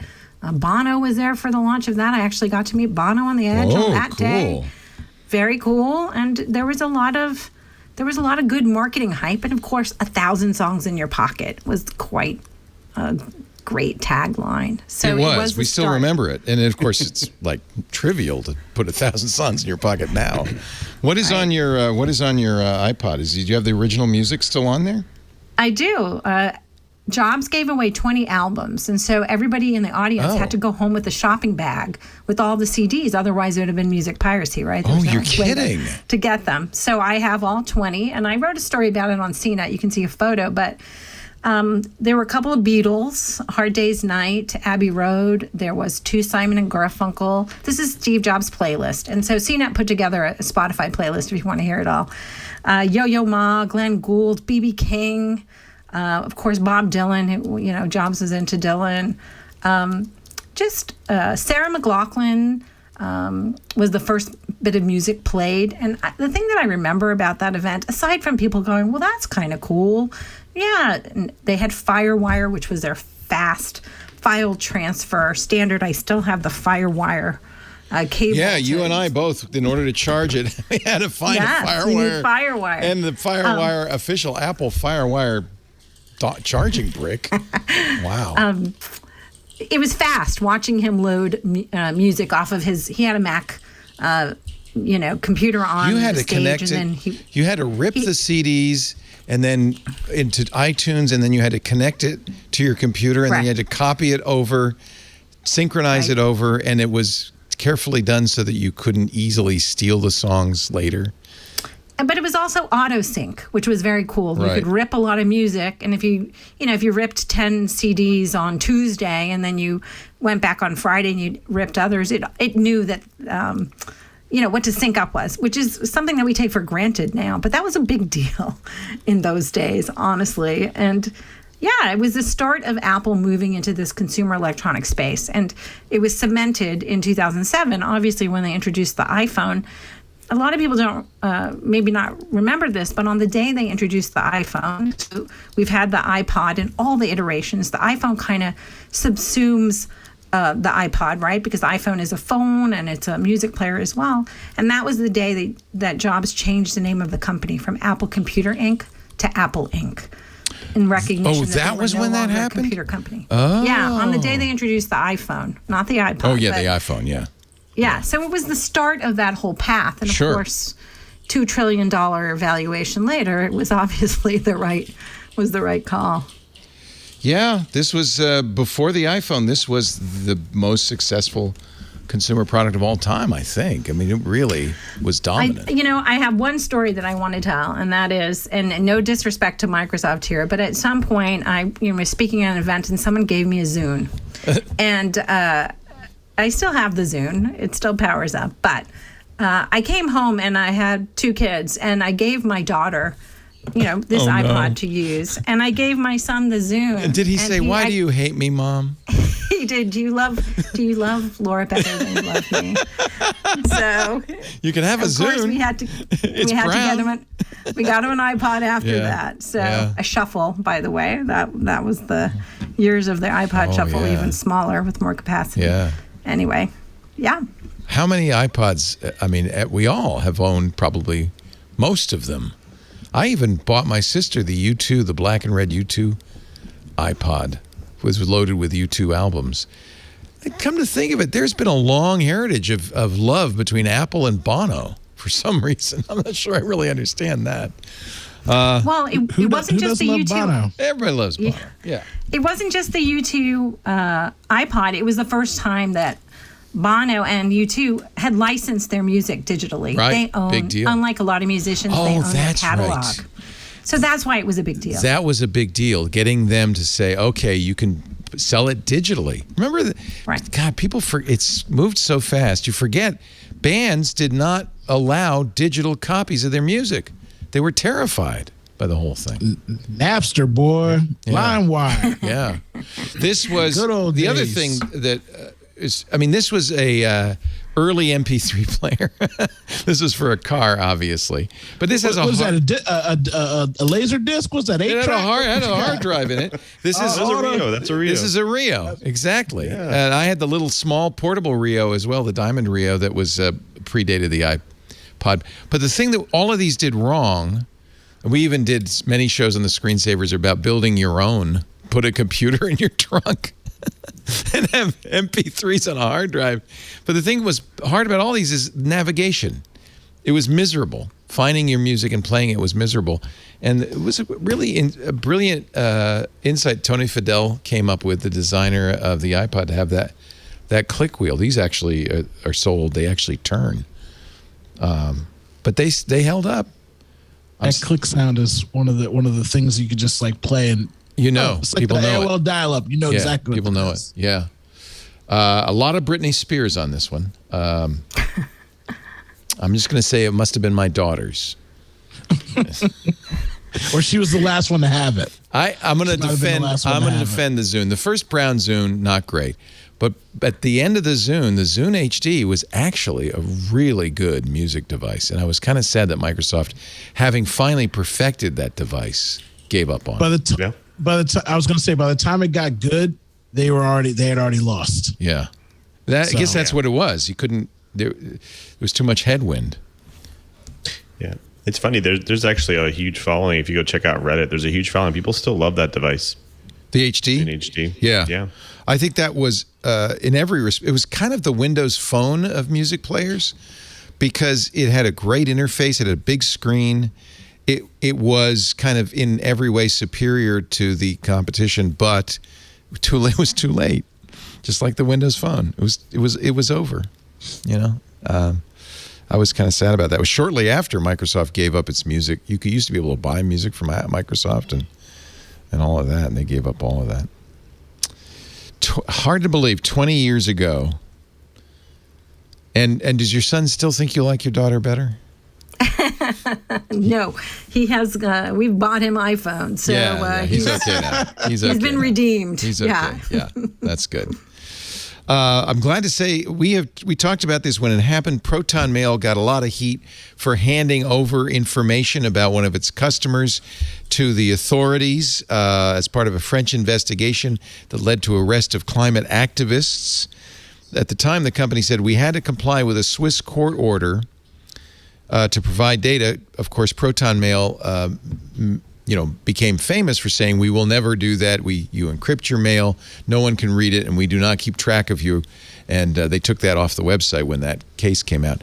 But the good news is Proton has appealed, and they just won. A Swiss court has upheld the appeal of Proton, limiting its obligation to monitor traffic and retain data for surveillance purposes. So good for Proton. I want to give them credit, because we bashed them a little bit when they handed that data over, understanding that, you know what, if you're in a country, you have to obey the laws of the country. I think I bashed them more for saying they didn't have to and giving people a false impression that they didn't have to. But the good news is they have continued to fight, and they've got what Andy Yen, the CEO, says was an important first step in their campaign to advance privacy and freedom. So, to be fair, Proton Mail has fought and won. Too late for the French climate activists, who were never heard from again. But still, that's good news. So I wanted to give them credit. Anybody watching the Squid Game? I watched it. What'd you think? I think it's a tale as old as time. That's Beauty and the Beast, I think. But I mean, rich people, you get some poor people to do some dangerous things. You don't feed them. You watch them fight themselves. You laugh a little bit, and you laugh at it all. You know what I mean? So I mean, then you got the people on the bottom trying to scrounge any way they can survive. Still a couple organs. I mean, I'm not trying to tell the whole story, but I mean, I've heard it before. Yeah, we have kind of, haven't we? It was very valuable. It was #1 show on Netflix by far. In fact, it got so popular that the South Korean government ISPs asked Netflix to reimburse them for all the bandwidth they had lost from people watching Squid Game.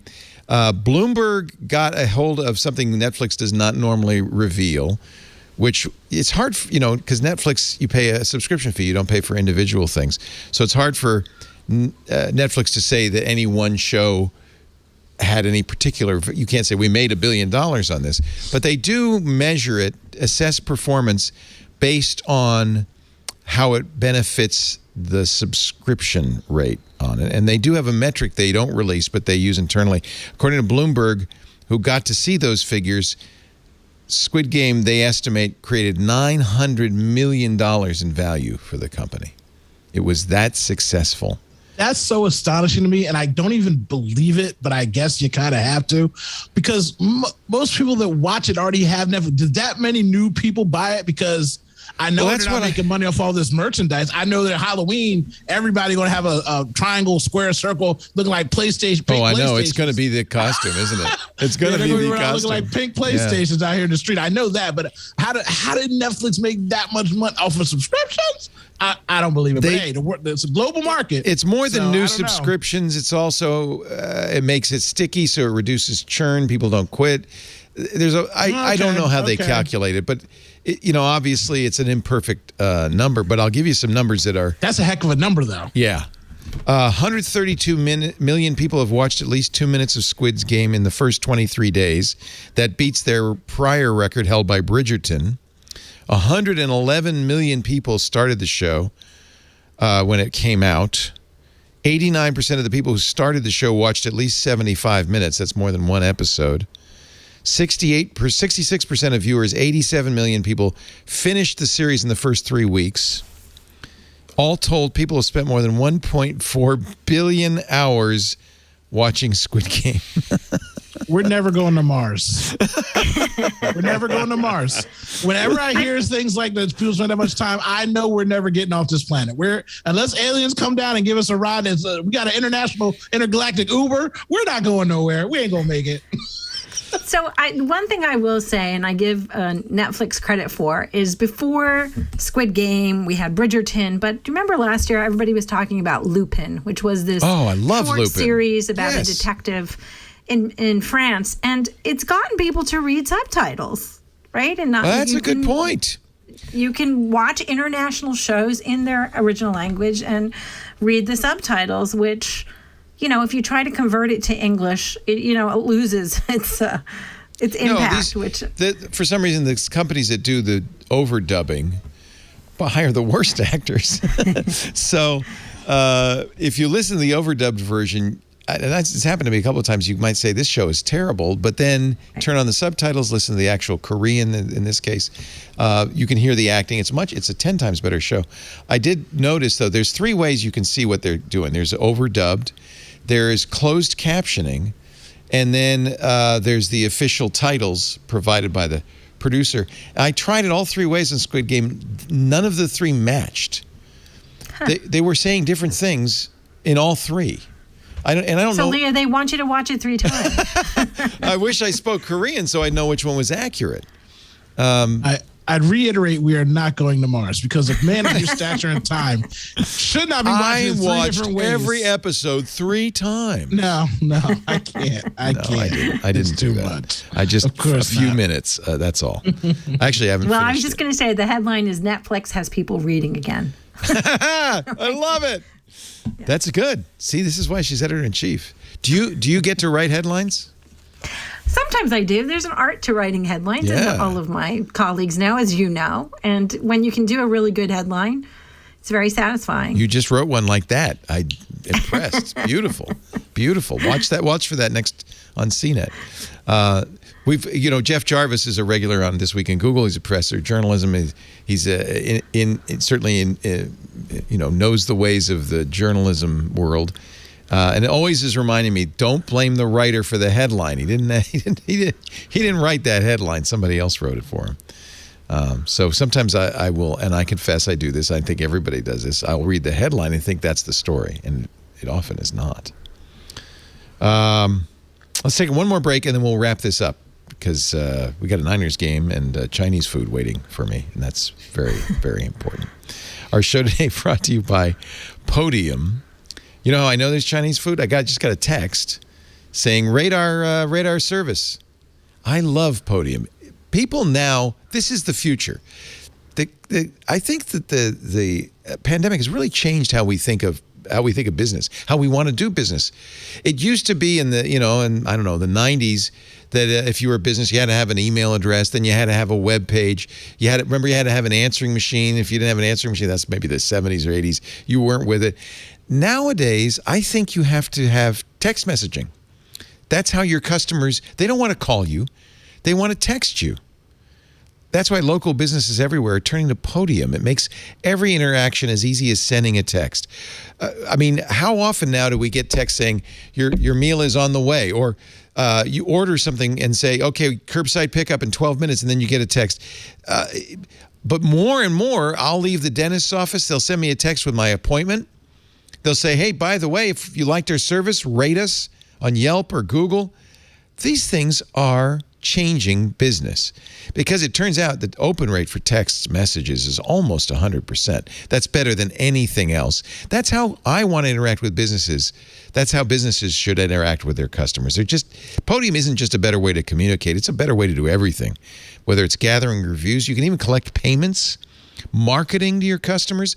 I get a text from our local ice cream parlor. I hate it, but I get it. They say, hey, you haven't come down in a while. How about 20% off a pint of Hubba Bubba Rubby Road?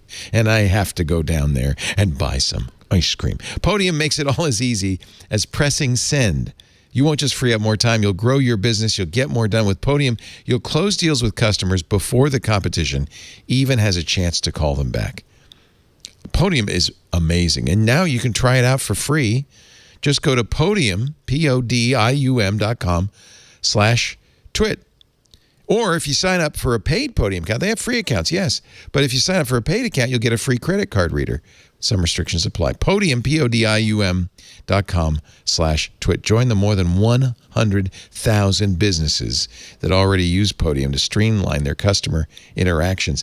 I know.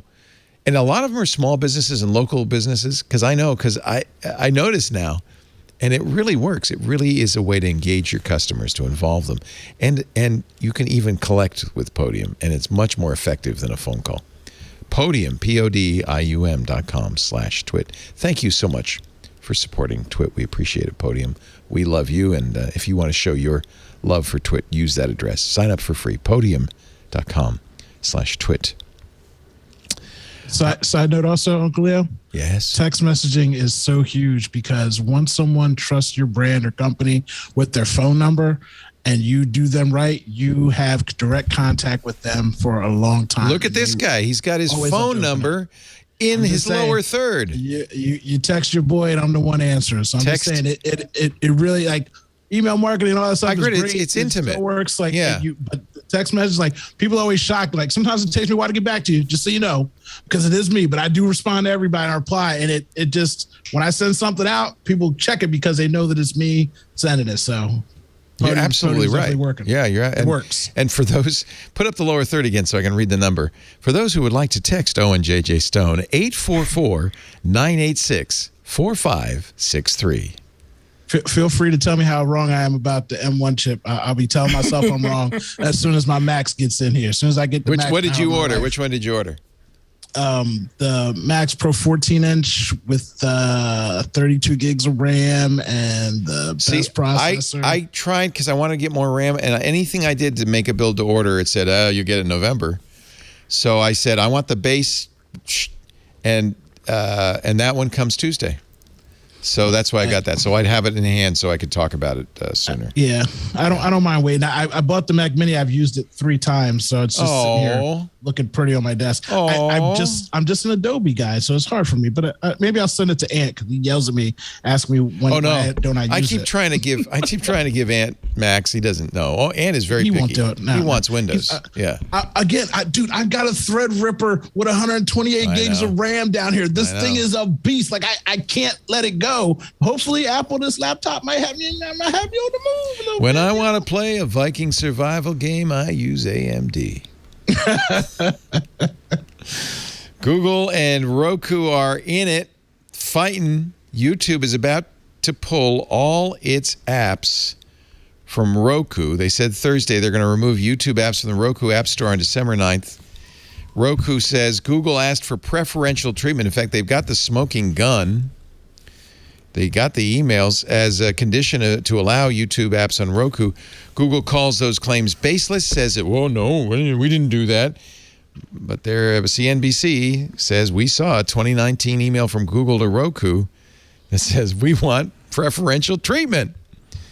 So this is going to heat up, and CNBC says Congress might get involved. It's gotten that bad. These carriage battles are they're really bad for customers. Why is Roku picking these fights? Like they're already losing market share to Apple TV and Google TV. I don't understand why they're picking these fights. Like they pick the fights that they're going to lose. Well, so here's what Google sent me. You tell me now if you would give into this. The email from the Google executive, according to CNBC, September 2019, reads, quote, YouTube position. A dedicated shelf for YouTube search results is a must. In other words, not just in the YouTube app, but on the Roku front page, we want a YouTube search. Would you do that? No. I wouldn't. No. I think it's fair for Roku to say, look, we got a platform. You're an app. You're going to be equal with other apps. Don't ask for that. I will also say, too, that YouTube... By the way, Google denies this, even though that this is the email exists. So it's like, come on, guys. And I raved earlier, like, I love these Google TV things. But I have YouTube TV, right? Like, that's my TV service that I pay for now. And yet and still... on this thing, it pops up and tries to get me to buy YouTube TV Premium like every 3 days. I can't figure out how to make it stop. Well, it's why I don't own it as Amazon Fire, because it's basically a platform to advertise Amazon Prime streaming everywhere on it. I don't want that. I just want agnostic. I'm like, how do you not recognize I'm already giving you $70 a month? Yeah. Like, I'm not buying YouTube Music. I deleted that, but you can't delete YouTube because I need YouTube. But they keep, so I'm pretty sure they're trying to push it everywhere they can. So it's one more nail in the coffin for YouTube. Senator Amy Klobuchar sent out a statement on Thursday. For too long, big tech platforms have leveraged their power to preference their products and services over those of thousands of smaller online businesses. David Cicilline, House of Representatives, called Google's move a shakedown in a tweet on Thursday. So Congress is getting involved. But I'll tell you who loses. They pull YouTube off. Who's the loser? Us. Yeah. Us. Yeah. And that's frustrating to me. They've got to solve this. These carriage battles are just ugly. Not good for anybody. Thank you, John Carmack. Pushed out a open source version, unlocked OS for the defunct Oculus Go headset. So that's great. Keeps it alive. And that's really fantastic. It's just, when products like this, die, you just got, it goes in the landfill. But now you can put this update on there. It's unlocked. You can do what you want. Gives you full root access. There are more than 2 million Oculus Go's out there. So, wow. And you do not have to have a Facebook account to use it now. So thank you, John Carmack. Rock on. Congratulations. Microsoft shipped the Android subsystems so that you can now put Android apps on Windows 11. This store is starting to sell apps. You can get it uses the Amazon store to put the apps up, including the Kindle and other Amazon apps. Well done. I don't know if you had anything to do with it, Lou, but thank you. I did not have anything to do with it, but I can tell you one thing is, this is their next step. I think this is the next step to show that the operating system is willing to open the door to other developers, and I think that's the key. And I did yes, I agree. And I love what they've done with WSL. This is great. It's that's what a real platform is. It's not lock-in. It's open up. Yep. I put this one story in for you, Owen, JJ Stone. All these other stories were for Connie, for Lou, but this one's for you. Do you remember when A&W, reacting to the McDonald's Quarter Pounder back in the 80s, announced a 1/3 pound burger? Do you remember this?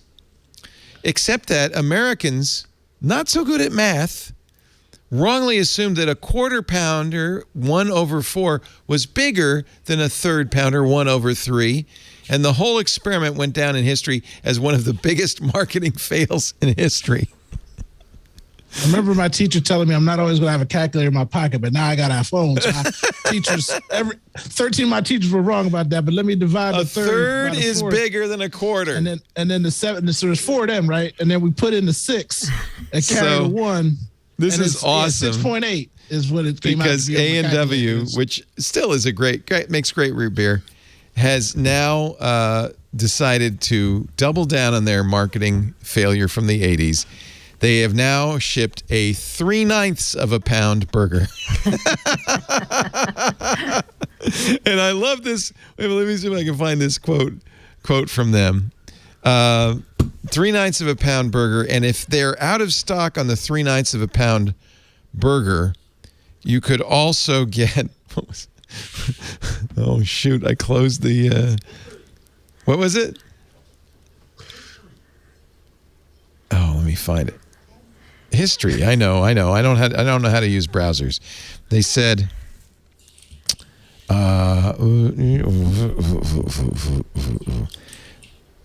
okay, they're launching. Okay, A&W is launching the 3/9 pound burger with a dramatic reenactment of the Eureka moment.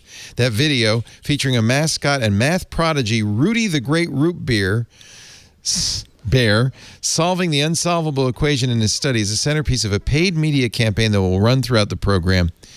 While supplies last, if sold out, a 2/6 of a pound burger can be made specially at no extra charge. Thank you very much. It took me a while to get to that. Can I get 1/8 fries with that? Yes. Ladies and gentlemen, that's made me very hungry, which means I think it's time to wrap this puppy up. Thank you so much, Connie. It was really great to meet you. You fit in perfectly. I'd love to have you back anytime you want. You can write some headlines for us. Sure. Connie, happy to do it. Connie Guglielmo is the editor-in-chief, big shot, at Cnet. If you want to follow her on Twitter, Tech Leads, TECHLEDES. Yet another journalistic misspelling, like TK. That's right. But we know what it means. It's really nice to meet you, Connie. Thank you so much for spending some time. Hey, how old are your kids now? Oh, they're in their 20s. Yeah. And so they have a lot of Apple gear in the drawers. Mine's 29 and 26. And yes, they also got iPods many years ago. Nobody got a Zune. I have to tell you, nobody got a Zune. Lou Maresca probably still has his Zune. It's so great to have you, the host of This Week in Enterprise Tech. Of course he does. He's also at LouMM on the Twitter. Anything you want to plug? Anything you want to mention? Absolutely. Come check out Twiet. We just had a really great host roundtable about virtual desktop, managed desktop last week. All three of us spent an hour talking about that. I think it's a really great episode. And then next week, of course, we have the CEO of Park Place Technologies. Ooh, that'll be fun. And Friday, 1:30 p.m. Great show every Friday, 1:30 p.m. if you want to watch live. And of course, you can subscribe. In fact, I encourage you to twit.tv/TWIET, This Week in Enterprise Tech. Owen J.J. Stone, before you close us out, and that's the tradition whenever Owen's on the show, I just want to thank everybody for joining us. We do this show every Sunday afternoon, 2:30 Pacific, 5:30 Eastern, 21:30 UTC. Watch live or listen live at twit.tv/live. If you're watching live, chat live, either in the IRC server, open to all, irc.twit.tv, or if you're a member of Club Twit in our Discord, our fabulous Club Twit Discord. On-demand versions of all of our shows available at the website, twit.tv, and of course on YouTube. Best thing to do, though, would be subscribe in your favorite podcast player. And if you do that, please leave us a 5-star review. Let the world know. Somebody told me you can't say you're the oldest tech podcast. Somebody's been doing it since 2003. I don't know if that counts as a podcast, but okay. Maybe the comfiest tech podcast since 2005. Thank you all for being here. And now, ladies and gentlemen, as is tradition, Owen J.J. Stone. Oh, doctor, to close it out. Owen? So a great panel today. I learned so much from two smart people. Uncle Leo, you're kind of smart too, but I learned some stuff today, so that was really good. You may not have a baby like my 50 millimeter 1.2. You might not have one of these creations in your life, but I do know that everybody watching and listening has a phone. And so once a year, I usually like to remind people that have stayed this far. Holidays are coming. The world's kind of opening back up. Take out your phone, interview your grandparents, your husband, your wife, your father, for your children. I do a show, Raising a Ninja, with my daughter, and I know people hate me because I don't put out episodes. It's my most liked thing that I do, but I don't put it out. But I'm going to fix that because a cousin of mine about 3 weeks ago had to go in for brain surgery because he had a blood clot. And let me tell you something, when your heart goes out for someone because they're in the hospital fighting for their life and you feel bad because you haven't talked to them, you haven't spoken to them, you haven't checked up on them.